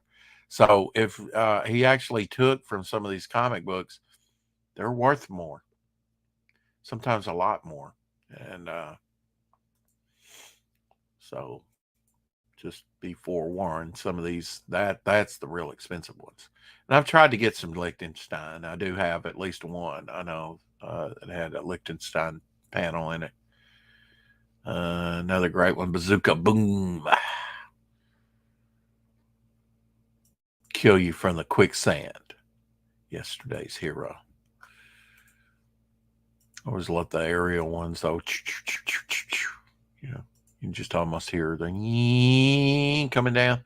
And then even if he does stop him, the way Joe Kubert always did these, they were so close. It's like, yeah, that guy's probably going to die because it's going to crash right into the tank and kill the guy that just blew him out of the sky. He just always, yeah. I mean, you only had so much room on the cover. And one thing, with that one and this one here, you see he often did, like, for some reason they had these flanking, what I call flanking covers on the right and the left would have a couple, and all the action would be right in the middle. So it would like frame it in. That was a thing for a little bit in the 60s, mid 60s.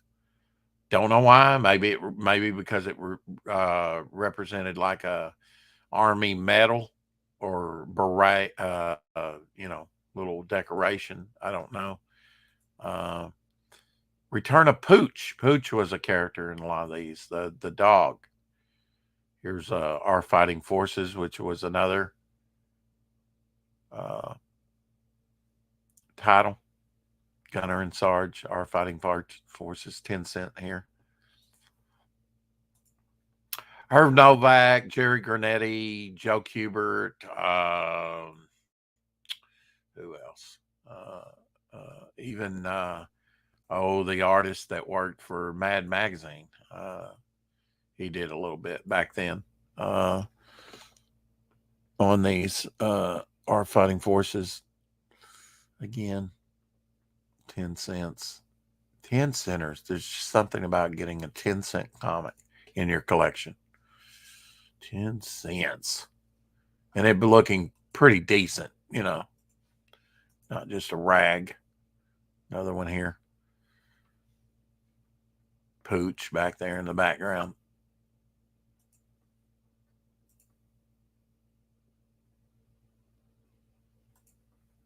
That was kind of a whack cover, really, if you look at how it was done. The size of the lot going on here. I don't know if these are Jerry Granetti. But yeah, I mean, look at the tank, and then their heads are so big. Looks a little whack to me. Conveys the thing nicely though. Again, the coloring, just the green and purple, different.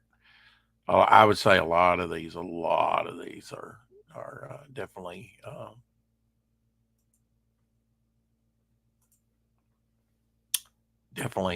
colored by Jack Adler.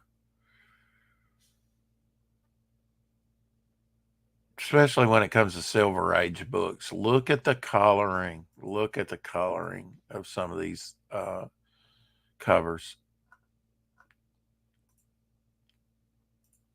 Because there's a lot going on in just this cover. Look at that. The green, the yellow highlights, the reds, the orange, purple. I mean, it's just a lot going on there. You got to have a good color sensibility. And everything pops. If I were to see this, I might not be able to, from across the room, I might not be able to make out every detail, but I could tell you mostly what's going on.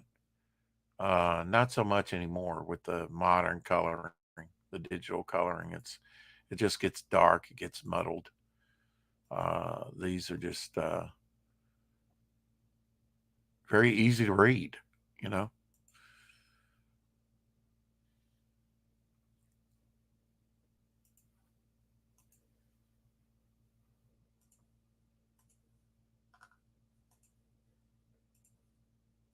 There you go, Pooch in the foreground. Sarge, Pooch, dive. This buzzard's not stopping. Pooch has the tag that says K9 on it.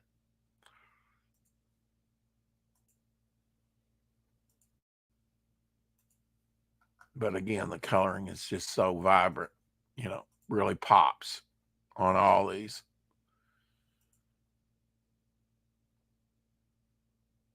Duck, they're firing land torpedoes at us. They must think we're the whole Marine Corps.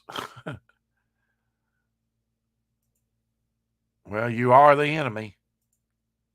And in war, it is all about kill the enemy.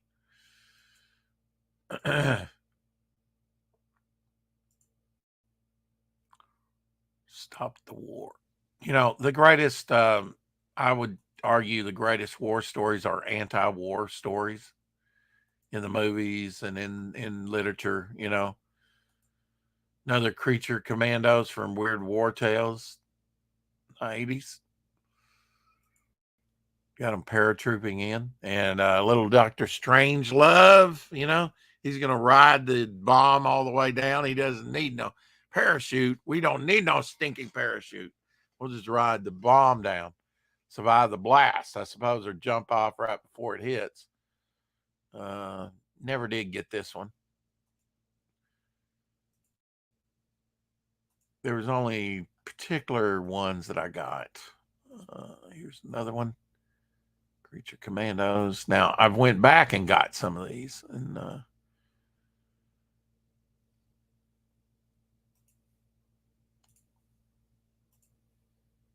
try and fill in the gaps. Here's one I bought back in the day, Ross Andru cover. Ross Andru's got a strange place in my heart. That one's got GI Combat in there. That's probably why I got it. That might have been the very first GI Combat I got. Or GI Robot, rather. Ross Andru was doing Amazing Spider-Man when I first started collecting. This is a wild one because he detaches his head, on like a cable or using his head as a weapon. I think I've got that one in my collection now. Didn't have it back in the day. Some of these I may not even, might have been hit and miss of what they had on the stand. Some I might have thumbed through and it's like, well, not today. There's, an Avengers or a Fantastic Four I'm more interested in, blah, blah, blah. This one has Medusa in the background. You can see Medusa there all the way over on the severe right. That's a Gil Kane cover, inked by Gil Kane. I did get her first appearance, which was just like a headshot of her with all the snakes in her hair. I do remember buying that one on the stands. And that was issue 115, so it must have came before 115. Didn't see this one, or might have been compelled to get it. Yeah, like a King Kong type thing. That's cool. I'm going to actually have to find one of these. The War That Time Forgot. Isn't that cool that after like 20 years, they brought that back as a theme in another title? I like that. But yeah, I'm definitely going to have to add this particular one to my collection. I've been a sort of a King Kong fan. If I had to, only one movie that I could watch throughout all time, and that was it, King Kong. Such an innovative movie at the time. Are there better movies? Sure, probably. Or there's been very few movies that have been so influential on film. That's King Kong. And I posed the question: would you have had Godzilla without King Kong? I mean, he was arguably, the first large, successful movie monster.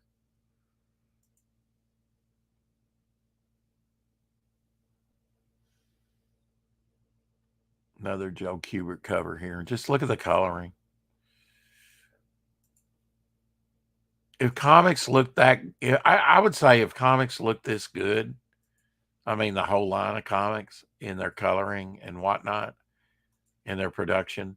I mean, look at this cover. Look at the artwork. Look at the business that went into that cover.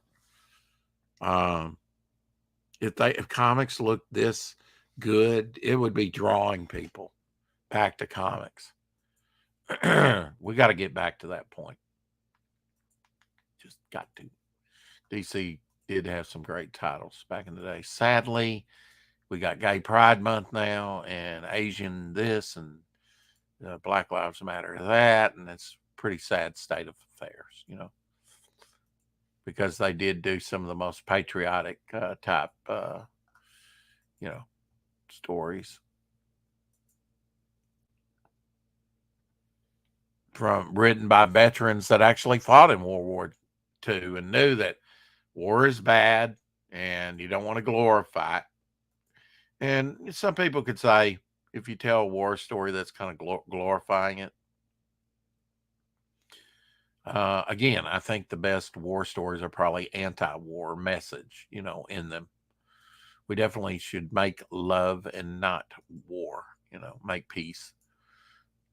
But definitely that's why I'm kind of upset. And I've always said that the number one threat to America and around the world that we've kind of forgotten about it is ISIS and Islam, radical Islam.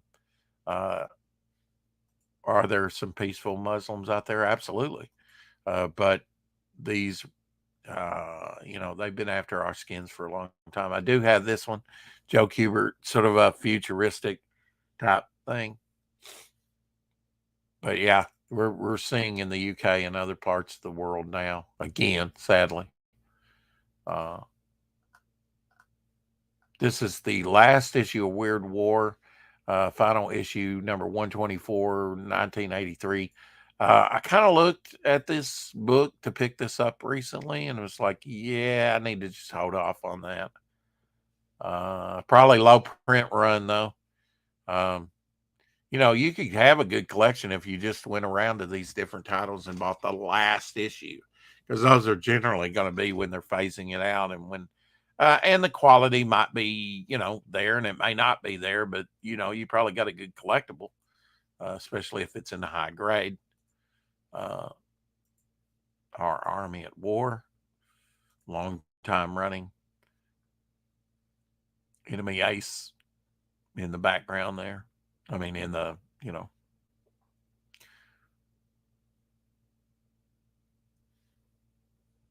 backup story. Sergeant Rock and Easy Company. You look at Sergeant Rock and he's got like 5 different first appearances in the war comics. It's pretty wild. Sort of prototype. They break it down. It's really wild. But look how colorful that cover is. Look at that. It's a freaking rainbow. It's very limited palette, but it's, I mean, wow. Wow. You know, that's a nice cover. And it's probably colored by Jack Adler. It's just a great design sensibility, color theory, whatnot. Uh, and great artist. I mean, Joe Kubert. How would you like to ink over Joe Kubert, or if not ink him, color over him or something? No wonder he was one of Jack Adler's favorite. And was actually asked by Joe Kubert if he wanted to be partners in his Joe Kubert school, and he declined because he didn't want to go to New Jersey. I guess it would have had to be, but he was asked by him to be his partner in that. That's the respect that they had for each other. Great shot cover. One of the big tropes, sort of like Mary holding Christ, like the Pieta, or Batman holding Robin. I mean, it's been used again and again and again. Superman holding Supergirl on Crisis. Probably and I've got a cover planned like that checker type cover there. So around 67 when they were doing such things. There's some great covers. Joe Kubert again. Look just how many Joe Kuberts we've looked at. Nazi on my back. Yeah. He's blind, can't see, and he can't walk because of his leg. You're doing fine, Sarge, carrying a load like me. Keep slogging. I'll direct you to Easy. If I could see to get us to Easy Company and all the water you can drink, pal. They're out in the desert. 12 kilometers. My God, over 12 miles. And he's drinking out of his canteen. I guess he doesn't know he is a canteen. Well, there's the enemy. Oh, you didn't even. Oh, man. Somehow it didn't come up. Talking to myself. What the hell? Oh, no, wait a minute. No, I got it up there. I'm sorry. I have two StreamYards up, one from earlier. My bad. But just sort of a graduated purple background on that one. All kinds of situations. Look at that checker top cover. Look at the coloring. Look at that. The design that went into that. Sometimes, like on this one, I don't know if you can see it there on the right of Sergeant Rock.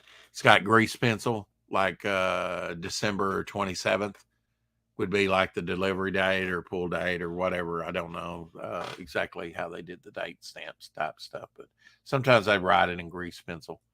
That was always the one I avoided because I was really a near mint. Let's get it in the best condition. Once I knew that they were collectibles. Checker top, 80-page giant. This one ain't cheap on eBay, I guarantee you. Great stuff. I mean, affordable, yeah, if you got a little bit of money, but probably ain't that cheap. Just again, it's kind of condition. Hey, Ray joining us from the future. It's good to see you. Had a good meeting yesterday with Ray. It was nice enough to come on the show.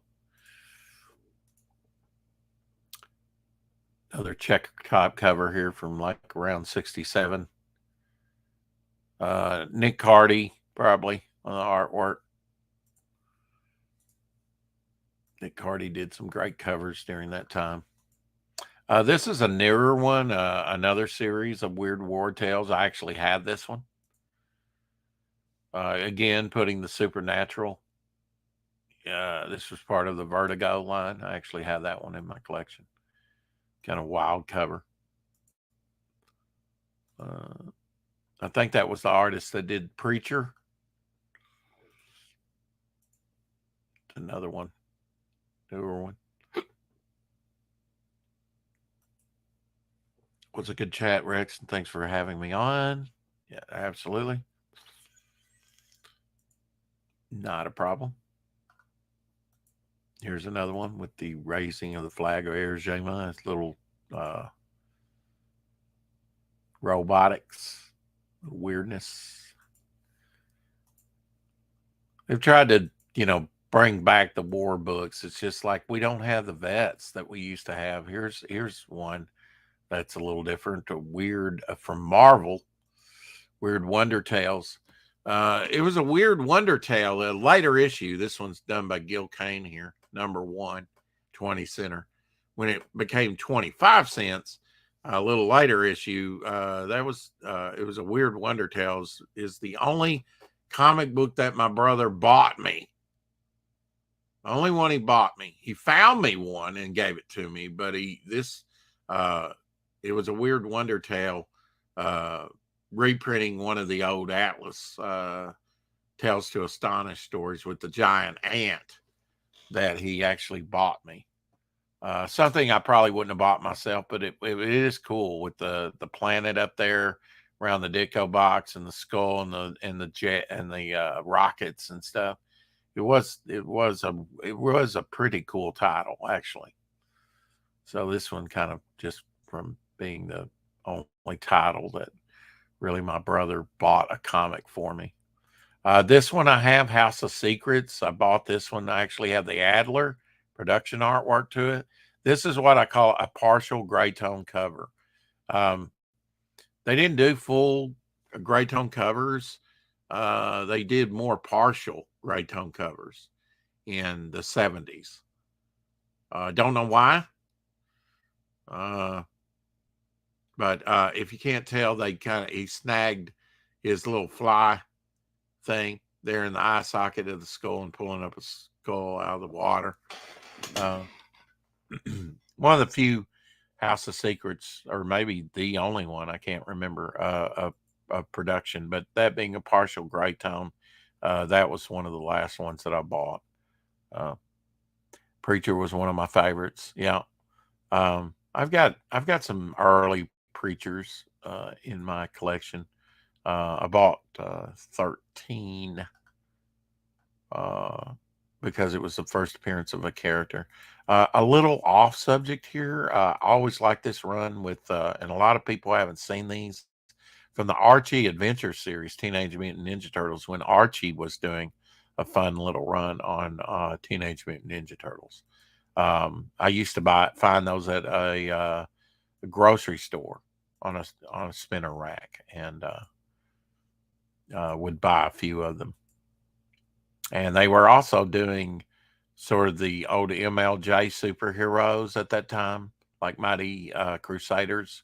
Also, Zen, the intergalactic ninja, they did. I got some Toxic Avenger. I think Toxic Avenger has a movie coming out, or it came out, a remake of the Toxic Avenger. Marvel Comics did that one. Star Comics, yeah. There we go. Little Thundercats. Oh, that's a little after my time. But I did appreciate them and did watch some of that with, kids of friends of mine. They would have it on the TV, that and G.I. Joe and other things around that time. Unknown Soldier here. I like Rudy Nebreeze that did some of the artwork in Unknown Soldier. I did like some of the stuff. It actually holds up pretty well. Very dramatic covers, some of these Joe Kubert ones, child walking into a minefield, getting ready to blow himself up. And probably take Rock with him, Did Rock was he a ginger? Why has he got orange hair here? I don't remember Sergeant Rock as a ginger. I'd have to look into that. He looks like pumpkin hair. This was a series that came out, one of the latter things that Joe Kubert did for DC before he passed away in, I believe, 2012. or I might be thinking Buscema. But anyway, uh, Joe Kubert, Sergeant Rock, The Prophecy. And all these covers were done like in this charcoal pastel type thing. Very cool with some sepia tone. Very cool. All these were pretty cool. I bought like 2 copies of these when they came out of most of the issues. Don't know if I have a full run of them, but they were just so different on the covers. Uh, and I was really buying one for me and one for Elsie at the time. And never did give him his copies. Shh, don't tell him. Don't tell him he might want them. I think here's some Charlton Army Attack. Not in that great a shape. But you know what? If you really like something, it really doesn't matter. I believe I have this one in my collection now. That's a Joe Kubert cover. Whoops. Breakfast Time. The War of the Time Forgot. Yeah, I knew they kind of brought that back. Even that futuristic story was kind of like, I think, part of the War of the Time Forgot. That goes all the way back to the 60s, like I say, with the original Suicide Squad. 1976 here, because the DC bullet's in the middle of the cover. You fired that big cannon on that bridge, it'd probably kick you off the bridge. Just saying. Comic book logic. Comic book logic.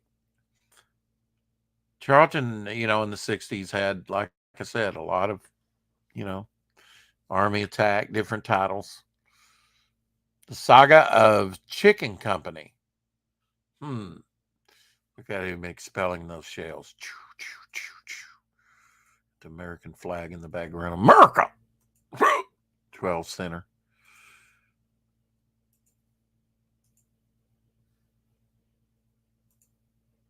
Our fighting forces, Lieutenant Hunters, Hellcats in the mid 60s. This is probably Irv Novak cover. Irv Novak did a lot of these. Irv Novak goes way back. I always read his Spider-Man and Web of Spider-Man in the 80s is when I first noticed Irv Novak, but he goes back doing war comics and stuff all the way back to the 50s. Didn't know in the 80s that he was such an older creator by that time.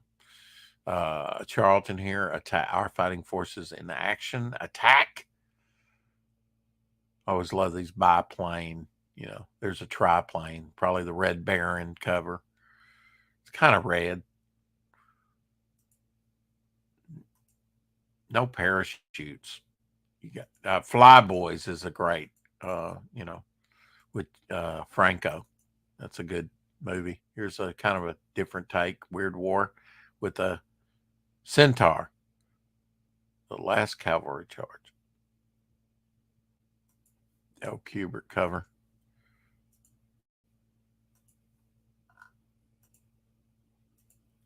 Why do you want to take babies? Maybe you're rescuing the babies from war, right? He's got a baby there in his backpack. Again, that plane's so close you can feel the heat off of it. Even if he shoots him down, it's probably going to smash right into him. That's no birdie. Dive into that knapsack.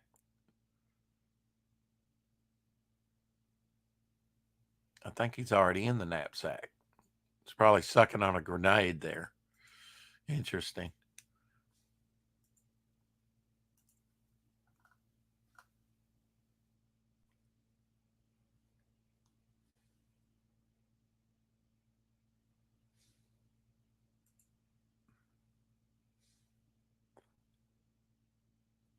Here you go, a little crossover action in Detective Comics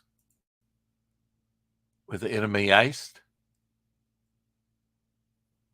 That's issue 404. That might be one that I need to. That looks like a Neil Adams cover, too. That may be one that I need to get. Very interesting. I need to find that book and add it to my collection. Another 100-pager unexpected. Most of these things were like reprints, you know, but 100 pages for 60 cents. Hell yeah.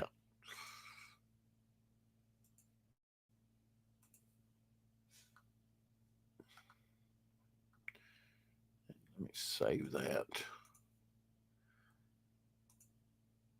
That's on my want list. That Detective Comics with the enemy ace. Early 12 center of our fighting forces. Pink, much like, derivative of magenta, just washed out. Pink covers. All these war comics are pretty wild too. A lot of gray there in the sign. Is that gray toning? I don't know. You tell me.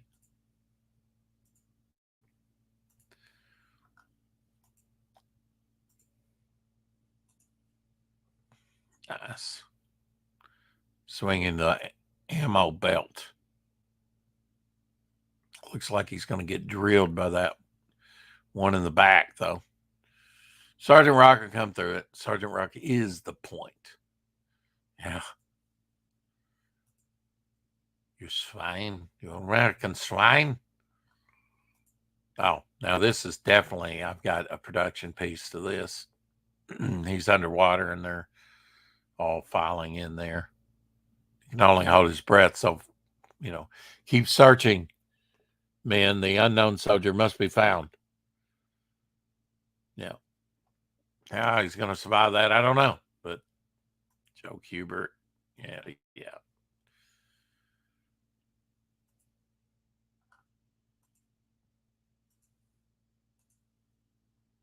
There we go. War. I've got a few wars. The world at war. Just the title, just called War. Around this time, I have some war production pieces to covers of some of the Charlton War books, and I kid you not, when they redesigned, often using the covers artwork that they already paid for back in the 60s, often they would reuse those covers after a while, and I kid you not, but of course with a different banner, different price on it, 40 cents. So they might make slight changes there toward the end in the mid 80s or the early 80s when Charlton was kind of winding down to be bought out. I'm not sure when Charlton folded. It was sometime in the 80s. Their color guides were done in crayon. Either that or oil pastel, something like that. Probably crayon. I kid you not, for their color guides on those kind of redo. They were using very choppy, what appears to me to be crayon. You can produce comics in the old style on a guerrilla budget, believe me. Very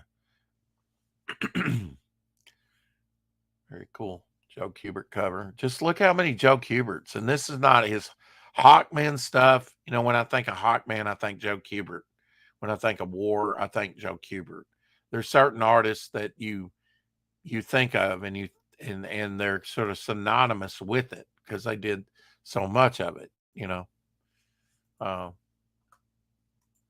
it's amazing. I mean, just the production that he did. And then a great Tarzan artist too, Joe Kubert. Like I said, Our Army at War later became just Sergeant Rock as a title. You had Fighting Army, you had Fighting Navy, Fighting Air Force with the Charlton books. I've got one that actually says Superman Go Home.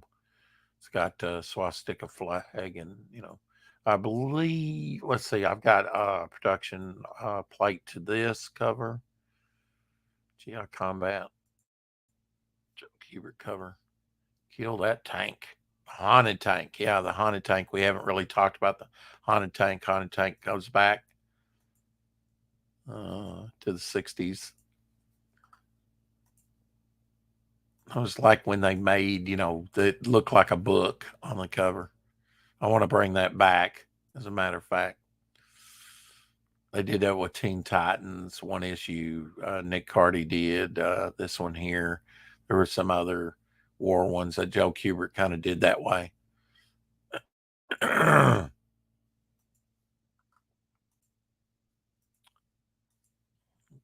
Battlefield action. Pew, pew, pew. 60 center. So that's a Vietnam story in the 80s. Of course, Nam, we mentioned Nam yesterday. War books were kind of being phased out. Nam was actually pretty hot at the time. Came out around the time that I had my comic book shop. I think I've got this one. This one's I think I showed this one earlier, actually. This is a Luis Dominguez cover.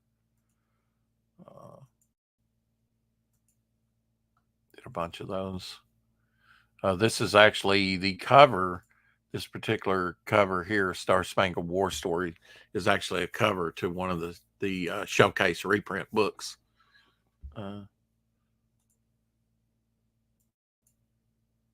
Being shot down, paratrooping. I know that, I don't know. LZ used to have it. He might have traded it back to get something, but he had the color separation to this cover here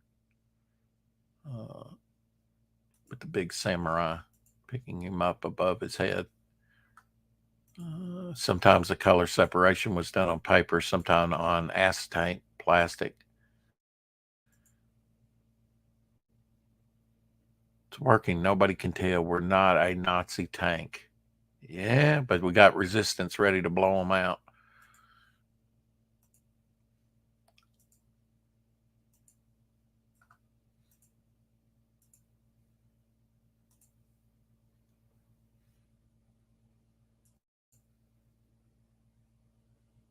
Another cover date up there in the logo.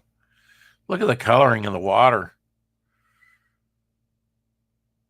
Just a very cool cover. I mean, very few covers show you that much depth, you know? Great cover. Shows you what you can do on a cover if you think out of the box. You always need to think out of the box. This is cool. I'm going to have to add this one to my collection. House of Mystery. Featuring the second death of Abraham Lincoln. It's got different stories in it. Man Who Stole Tears, Sea Witch, Fireworks, A Prophecy. Multiple stories, but I'd like to read this one. Stop him. He's going to shoot the president. This is incredible. I'm not Lincoln, even though I look like him. I'm Bart Wade, a Hollywood actor, and this is no play. Yeah. Okay. Interesting. Catch the bullet in your teeth. You'll be fine.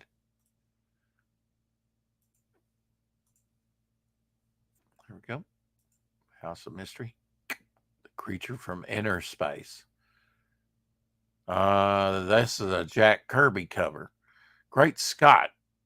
It's even walking on water and burning everything in its path.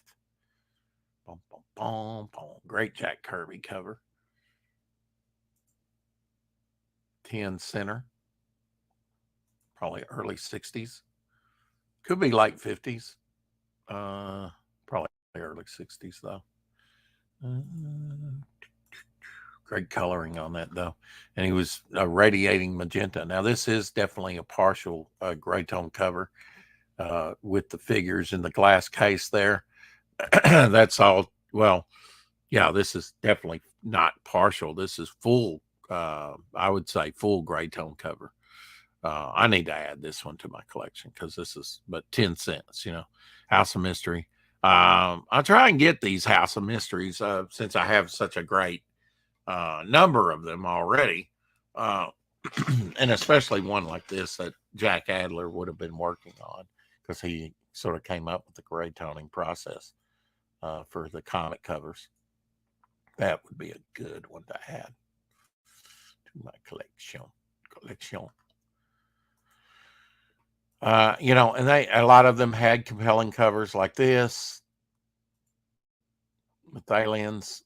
House of Mystery was just all over the place.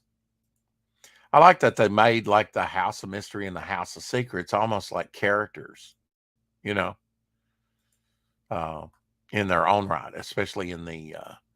Now, I don't know if this is Steve Ditko, but it looks very Steve Ditko like cover. And I think this is probably a redo of an earlier cover from the 50s, actually. Often they would redo them. I know Joe Kubert did that redo in the 70s uh, of a cover that he did back in the 50s. I do have this one in my collection. Creature's blind. He's kind of leading into his doom. That's kind of sad.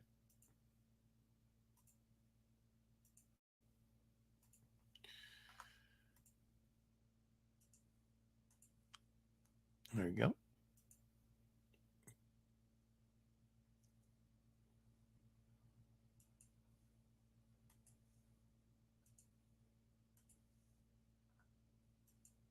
And now we come to I do have in various conditions, some in high grade, Dial H for Hero in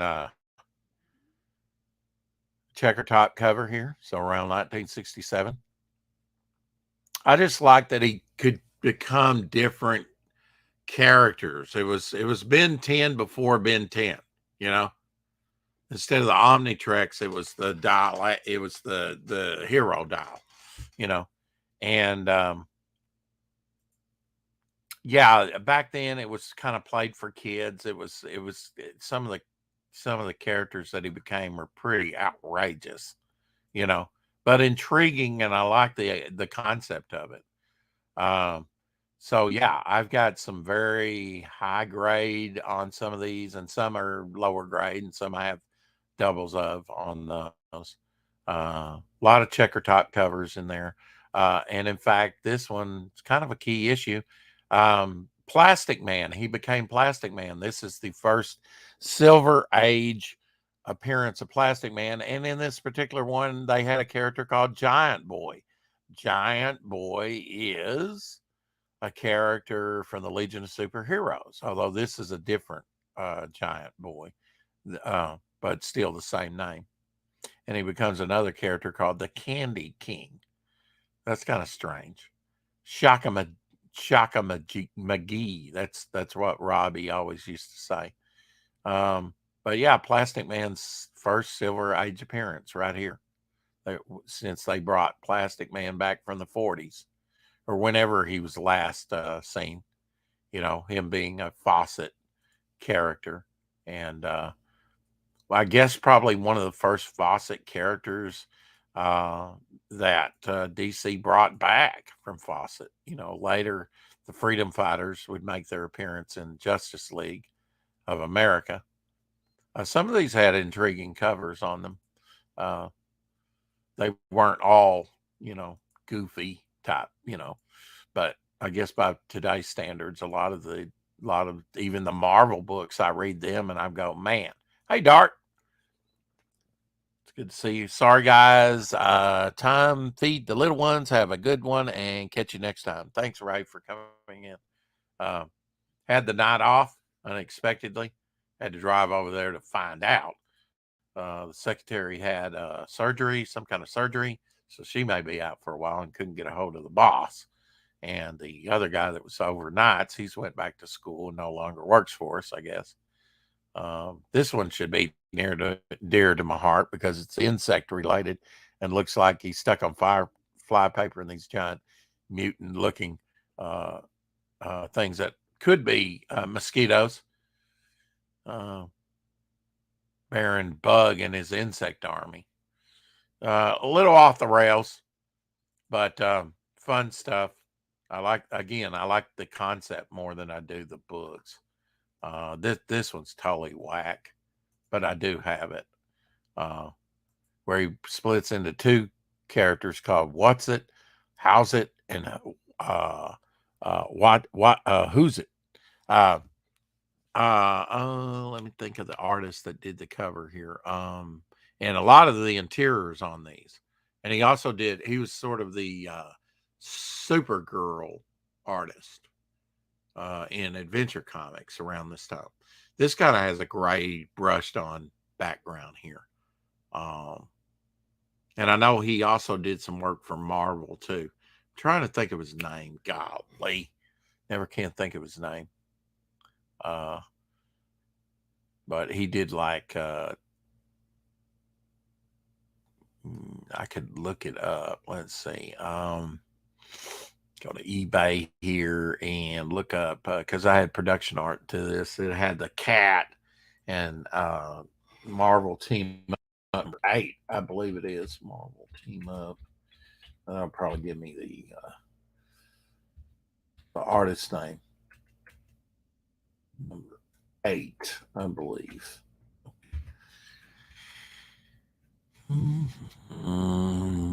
Oh, it's on the tip of my medulla oblongata. First appearance of Man Killer. Yeah, you talk about like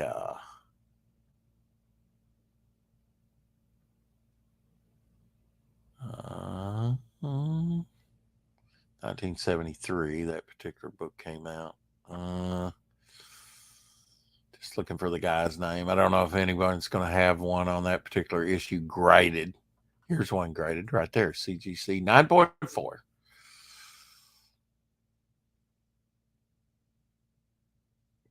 Slow to come up. All right, let's see if I can see the credits from here. Jim Mooney. Yeah, Jim Mooney. Great artist from back in the day. Did a number of things. He did a lot of these and around this time, House of Mystery interior artwork, and did Supergirl in Adventure Comics. I know a lot because I've had some production artwork of that. There you go, another one. So do these sort of wacky, mid 60s, like around 65 covers, 65, 66, did these Dial-H for Hero? And speaking of Adventure Comics, Dial-H for Hero was the last feature in Adventure Comics that was featured full size, because the last 2 years Adventure Comics before they were canceled with issue 503, which was a tragedy because it was an anthology. It could have been anything.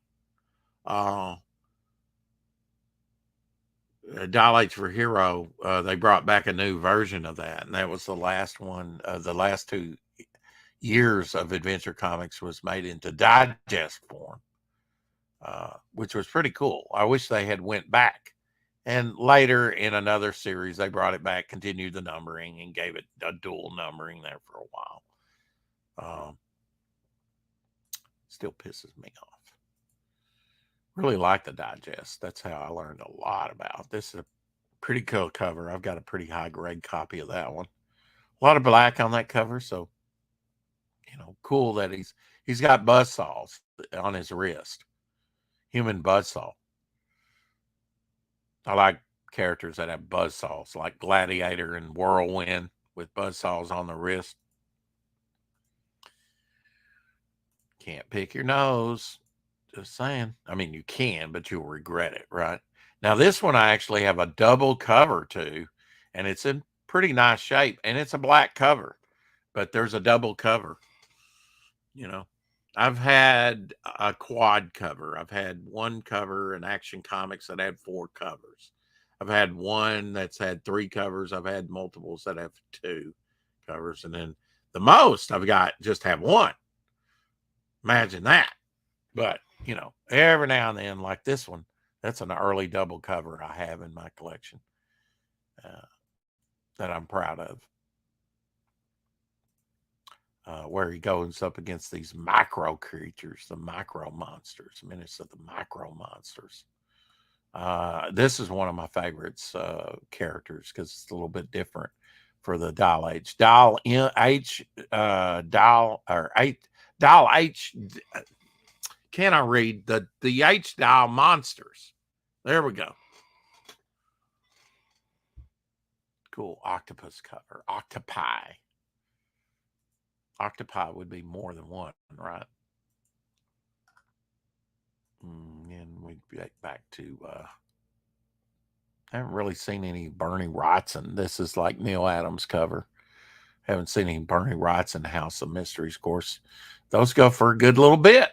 And Bernie Wrightson actually did, uh, quite a few of them. Another Neil Adams cover here. House of Mystery. Very cool.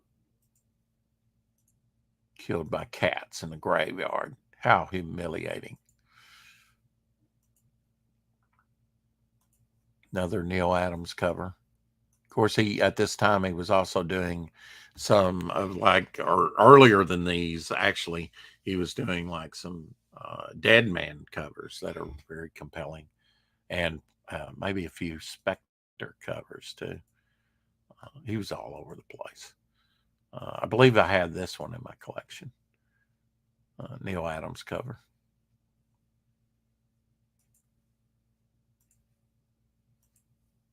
The thing I like about House of Mystery is, just the variety of things that they had. They had, Martian Manhunter. They had Space Ranger. They had Adam Strange. They had Dial H for Hero. Just different things at different times under the title House of Mystery. So I guess that's why I kind of like it. But I know it was kind of the Dial H for Hero that kind of focused. I would do searches and see an interesting, House of Mystery and pick it up sometimes. Another Neil Adams cover.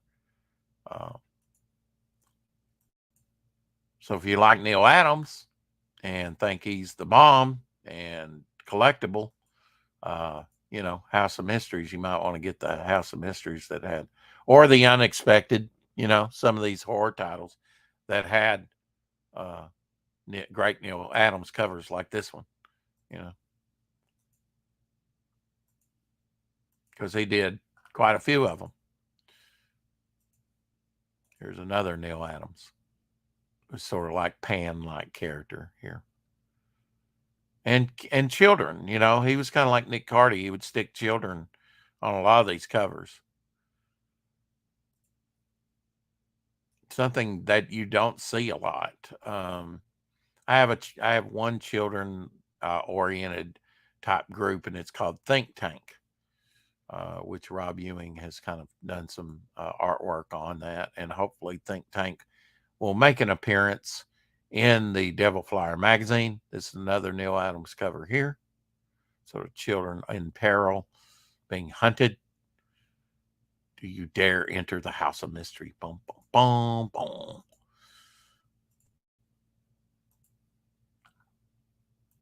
This is a great cover. I just like the upward shot with the outstretched arms. So the melting man, something like, is this idol doing this to this guy? I guess so. Kids onlooking, watching this horror happen. Just great dramatic color. That might be one that'd be a prime candidate for me to add to my collection. I've often seen this one. I might even have it in my collection. Maybe, probably not in that great a shape. Neil Adams cover there. Very rat-like, possessed-like. It kind of looks a little radish to me. Cat there. Great hand though, rendered hand. Don't know if that's sinking in water or if that's is that quicksand?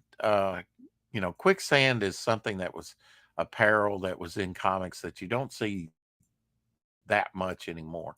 I need to do a quicksand type thing. Another Neil Adams here. Again, look at that background, man. Is that gray toning? Maybe.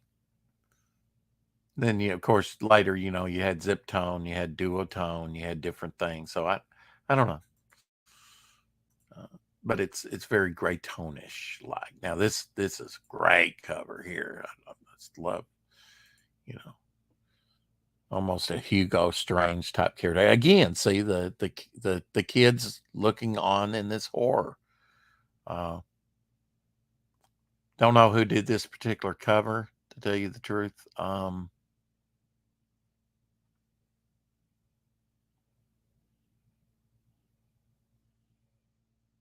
Nick Cardy, maybe, would be my guess. I'm not sure on that one, but great cover. Uh,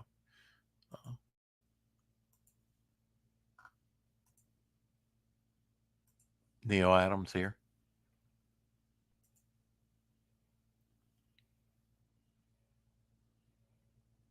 Again, or no, I'm sorry, that's not Neil Adams. With that those eyeshadows there, I would say that this is Bernie Wrightson. Bernie Wrightson cover here. Yeah, definitely Bernie Wrightson. But it looks very Neil Adamish. I gotta wonder if he was saying, okay, Neil's been on this and kind of keeping consistent. We'll kind of mimic Neil Adams. I mean, that did happen. I do have this one in my collection. This is if I remember right, this is a Bernie Wrightson cover. Bad out of hell. Before Meatloaf. And it's a 25 center, bigger and better. A lot of reprint stuff in that one. If not all reprint, I don't know if there was any new material or not.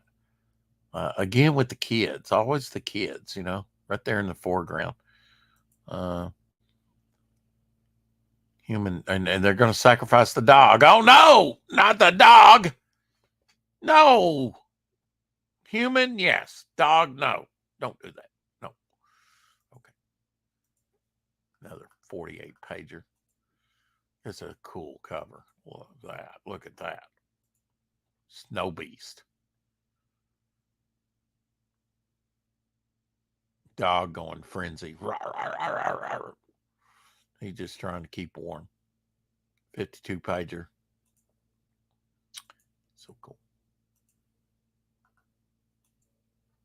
All right, let's see here.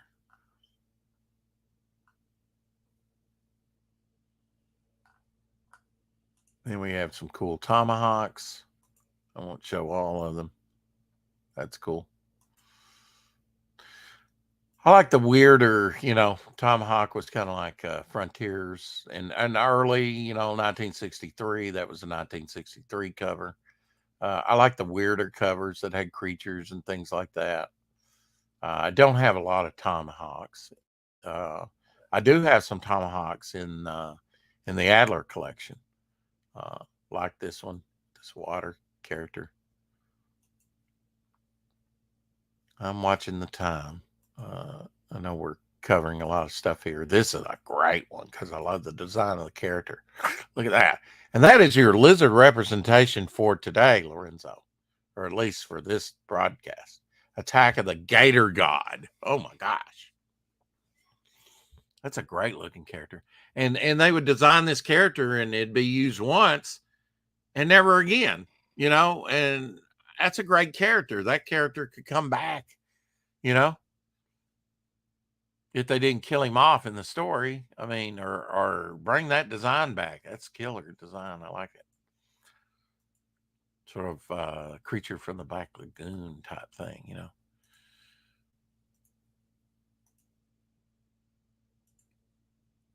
Look at that one. That might be a Mike Kaluta cover. Mike Kaluta did some of these. He also did some adventure comic covers. I'm pretty sure this is Mike Kaluta. Mike Kaluta kind of got on my radar in the 80s in some of these. I noticed his stuff on like covers. Personally, not a great Mike Kaluta fan. He did do The Shadow in the 20-cent era of comics. I like some of Kaluta's stuff. I'm not totally against him. It's just it doesn't appeal to me that much, overall. There's other artists out there that I prefer over him. Let's just put it that way. That's not to take away anything from the artist. And definitely, if Mike Kaluta said, "Rex, I'd like to come on your show," I would say, "Okay." I believe I have this one in my collection. This is uh, oh gosh, and his signature's right there. Russ Heath. I never can think of Russ Heath's name. And Russ Heath did a lot of the war books too, all the way back to the 50s. He was one in there in that crew. Definitely a Bernie Wrightson right here. You can tell, even if his little signature is not down there. Did that in '74. Gosh, Shadowhawk got at work probably listening. I don't know. He hasn't chimed in today. Repair guys didn't get to come over. Don't know if it's chance of rain. I didn't hear about big chance of rain. Scarecrow covers are always great. Probably Nick Cardy. Always with the kids, you know.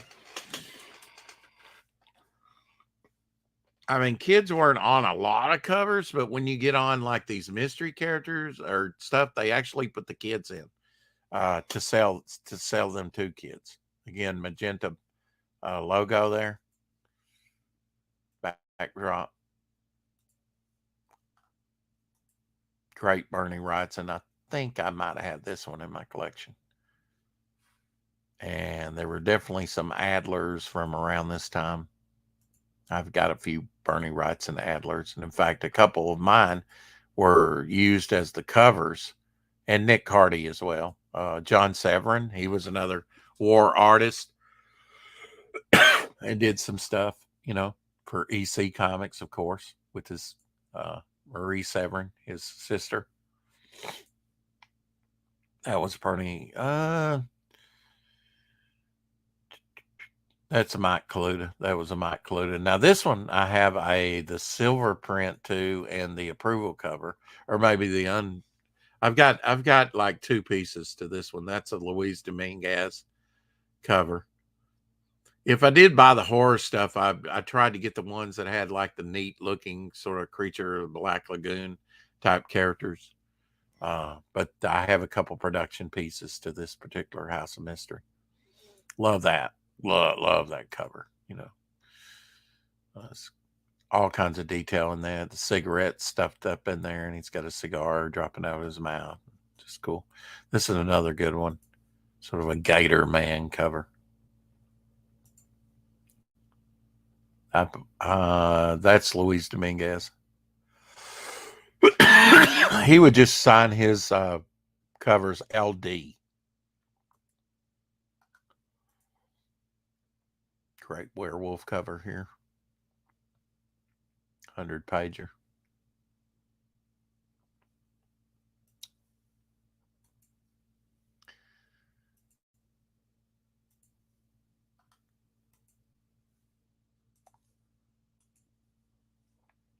$100 for 60 cents.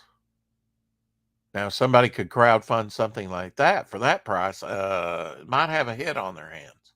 You know, I don't know how much money they would make, but you know.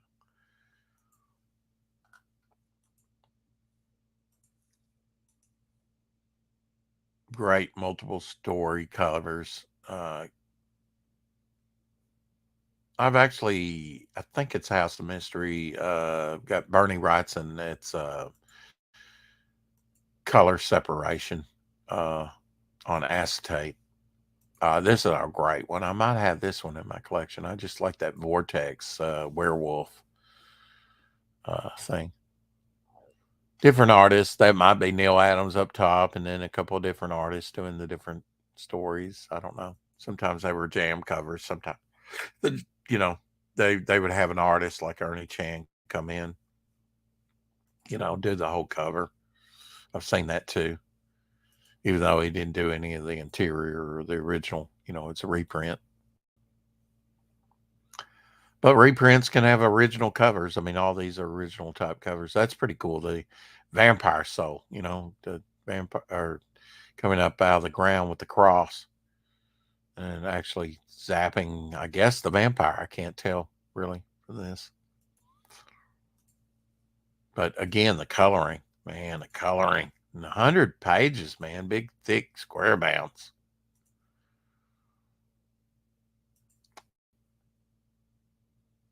The one that I have is not this, but you see in the background there that creature.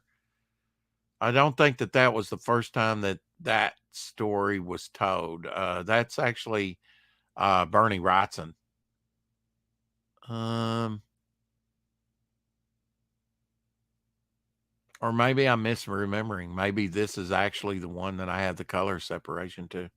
Um, Even the other part looks familiar, and mine is 100 pager. This might be it. I got it because it was Bernie Wrightson artwork. Found that creature intriguing. So this might be it. But I have the color separation. I need to find that color separation, get it scanned, and uh, ready to print in a book one of these days. UFO cover.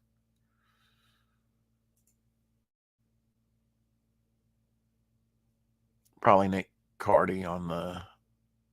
I don't know. That could be Luis Dominguez. Probably Luis Dominguez on that one.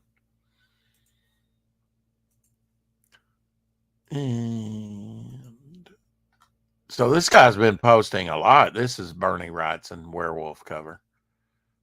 He's been posting a lot of interesting looking 1974 cover here. A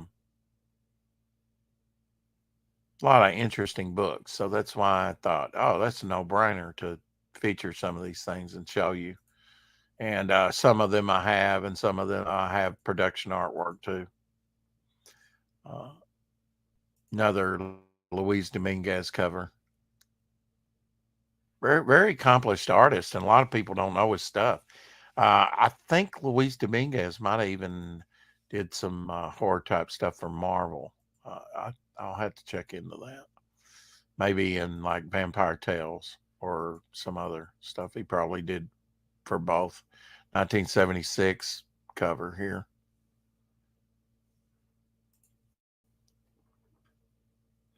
Possibly a Dominguez. They didn't shy away from like depicting Satanism and type of different things, on some of these. Although they were pretty PC compared to like EC comics back in the 50s. Hopefully my repair guys will come over today. I do have this one. This is intriguing, where he grabs the harpoon and is going to stab him in the back. The spectral skeleton. Just such a cool cover. Uh,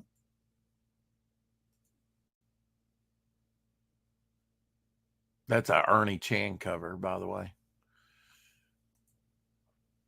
A different take on that one we saw earlier. Just so cool.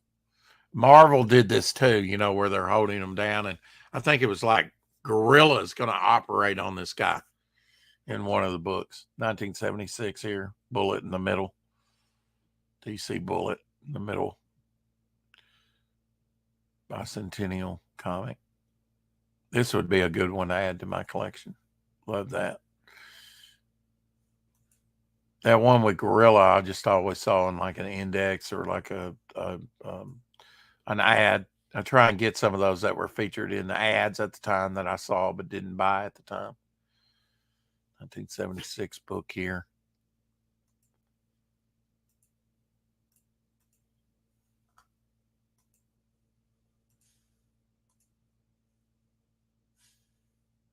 A little bit newer book from the late 70s, early 80s.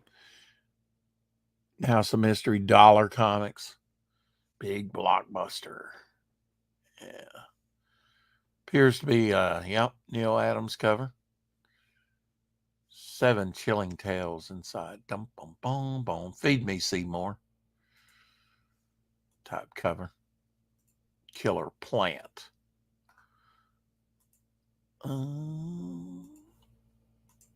Another dollar one. It's a creature from the Black Lagoon type character.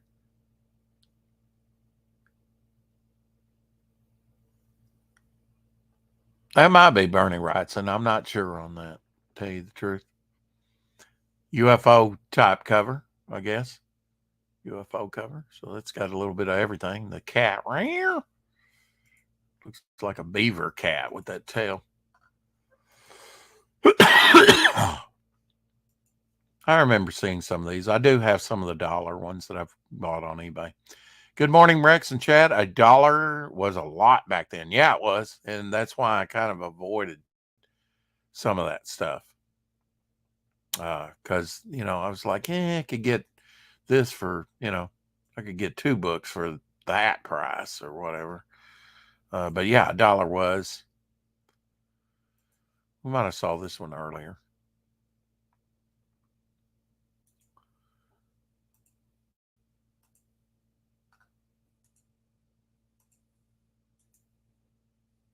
Yeah.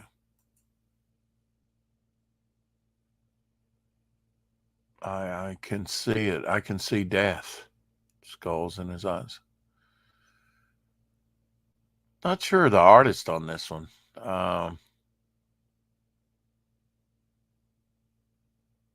Most frightening comic of all. Only 50 cents.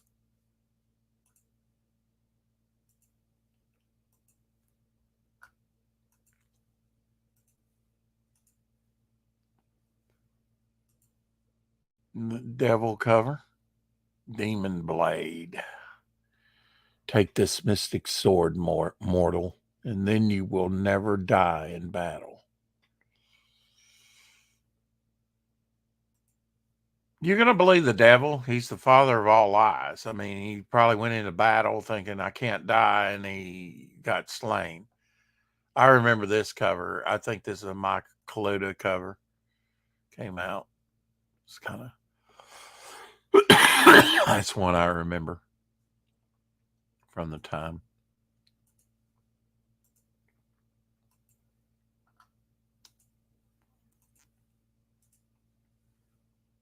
This is rocking for you rockers out there. Blood of the Groovies. Okay. From that woman's face, I would say that this is probably a Jim Aparo cover.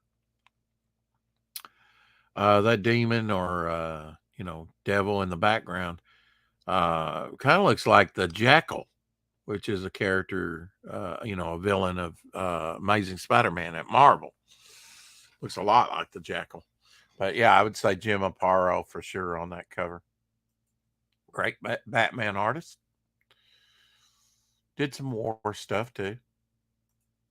Did a little bit of it all. He came over from Charlton Comics with Dick Gargiano, kind of brought him to DC from Charlton.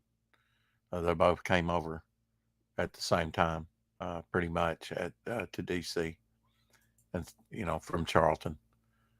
A little bit higher pay, than Charlton ever gave.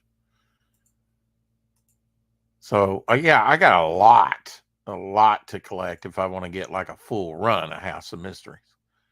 But now I've got a bunch, but most of these I don't have. And now I do have this. I actually have this one. This one I have the Adler too. This is a Joe Orlando cover. Kind of a nice, almost like a Demon Etrigan type cover. That's a Joe Orlando cover. The reason I know, I had the production, the Adler to that, and I bought the comic to go with the Adler, and I looked up the artist who did the art. I wouldn't know that it was Joe Orlando, but I'm not really that versed in Joe Orlando. He did a lot of the Adler type stuff and was in charge of a lot of DC stuff, along with Carmen Infantino and Jack Adler back in the day. All new Chillers. Hell Ride. Oh, yeah.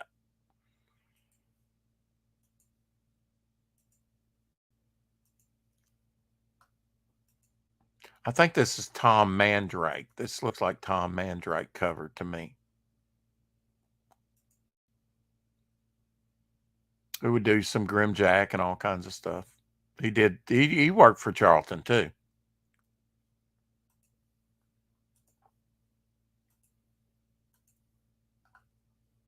Steve Ditko cover, House of Mystery. So if you like some Steve Ditko, there's a rare, House of Mystery cover. He was doing the same thing over at Charlton. A lot of this, weird mystery type stuff. He did a lot of the stories and covers and stuff over at Charlton. But here's a DC cover on House of Mystery, number 277. That might be a good one to. I appreciate Ditko now. Didn't much in the 80s, but I do now. Hey, Katie. Katie in the house. Hello. That is Jolly Green. He was in here, or is in here, yes. I'm about to lose my voice here. Little poltergeist going on here. Coming out of the TV set. TV or not TV? That is the question. A Tree Goblin? Don't want to pay those BBC fees. My coffee is cold. Stone cold. But if you put the lime juice in it, it's palatable. Tomahawk. Irv Novak did some artwork on those too. Great Neil Adams cover here again. One of the most used tropes, holding the dead body in your hands. I might have to do an homage to that one. Very cool. And is it politically correct now? I killed an Indian boy? It's not like Native American, it's Indian. Yeah. I do have the approval cover to this one. I believe that's, I think that might be Irv Novak cover. It's one of the weaker covers, really. Hate to say that, but it is. Because Neil Adams was really doing some great covers on Tomahawk at this time. Rex's Coffee, yeah. FD BBC, yeah. Yeah, look at that. Being pulled apart. Neil Adams cover. Tomahawk. Uh-huh. Hope everybody has a great hump day. Is it Wednesday or is it it's Thursday? I host the Man Cave. Oh my gosh. A co-host, not a host, a co-host. Yeah, it's Thursday. Oh my gosh, we're getting through this week. I had last night off. I didn't know. I had to drive over there just to find out that I wasn't working. So I did some resting, and here I'm doing a stream. Trying to get my hours back up in content. Great Neil Adams cover here.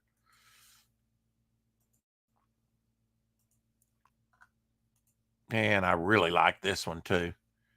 Sort of pink magenta background. Really like that one. I may have to find that one and add that to my collection. But I'm really trying to curtail what I'm adding to my collection right now. And again, these have been books brought to you by a comics fan over. Give him a follow. And look at there, his header is that Luis Dominguez that I've got the production artwork to. So how cool is that? And plus his little icons, Enemy Ace. Cool beans. That's most of what he's got posted, and it's all from his collection. So killer collection. And it only took me about 2 hours and 45 minutes to show it off. So dare I say to comic fan, keep collecting. And loves you all. What am I going to do today? Who knows? I need to clean. I need to organize. Definitely. Definitely. And wait on, get cleaned up and wait on and see if the home repair guys are going to come today, because it rained yesterday early. It's muddy. If they bring a lift It's probably going to run up the yard. I don't know what their plans are. There's other stuff they can do. Oh, my mother did get a check on the insurance, and it was like $3,500, something like that. I think we can cover most of the repairs for that. Of course, labor, we'll see, but that's kind of our budget. So, or maybe a little more. Anyway, going to get out of here. Hope you enjoyed these Unexpected, House of Mysteries, House of Secrets, Weird Wars. The other titles kind of looked at. Yeah, DC was running on all cylinders at one time. Sadly, not anymore. Not that they don't do a few good comics. I don't condemn all of Marvel and all of DC of what they're producing. Some of it's still good, but yeah, they've kind of went off the rails and they're killing their brand. And there's a lot of people. It's like, yeah, you mess up a little bit. It's like, yeah, I totally kind of forsake you, and I get it, and it's sad to say. So Marvel and DC goes, is the rest of comics going to go? I hope not. I kind of hate that they hold so much power in their hands. What's on? Okay, so co-hosting the Man Cave today. Today's actually payday. Woo! Which I won't see till probably Monday. Friday, Paragon Pendragon is launching 12 a.m. Eastern. Saturday, Katie is our special guest, Katie's Corner on the Rex Hex and the Apex channel on this channel. And Sunday, we will have Kyle Prometheus on. So that's the foreseeable future. Have a great Thursday. Got the greatest chat in the world. I love the chat. Do not hate the chat. Can't hate the chat. Perish the thought. Yeah, enjoy your Thursday. Get off my ass and do some things. Bow for now.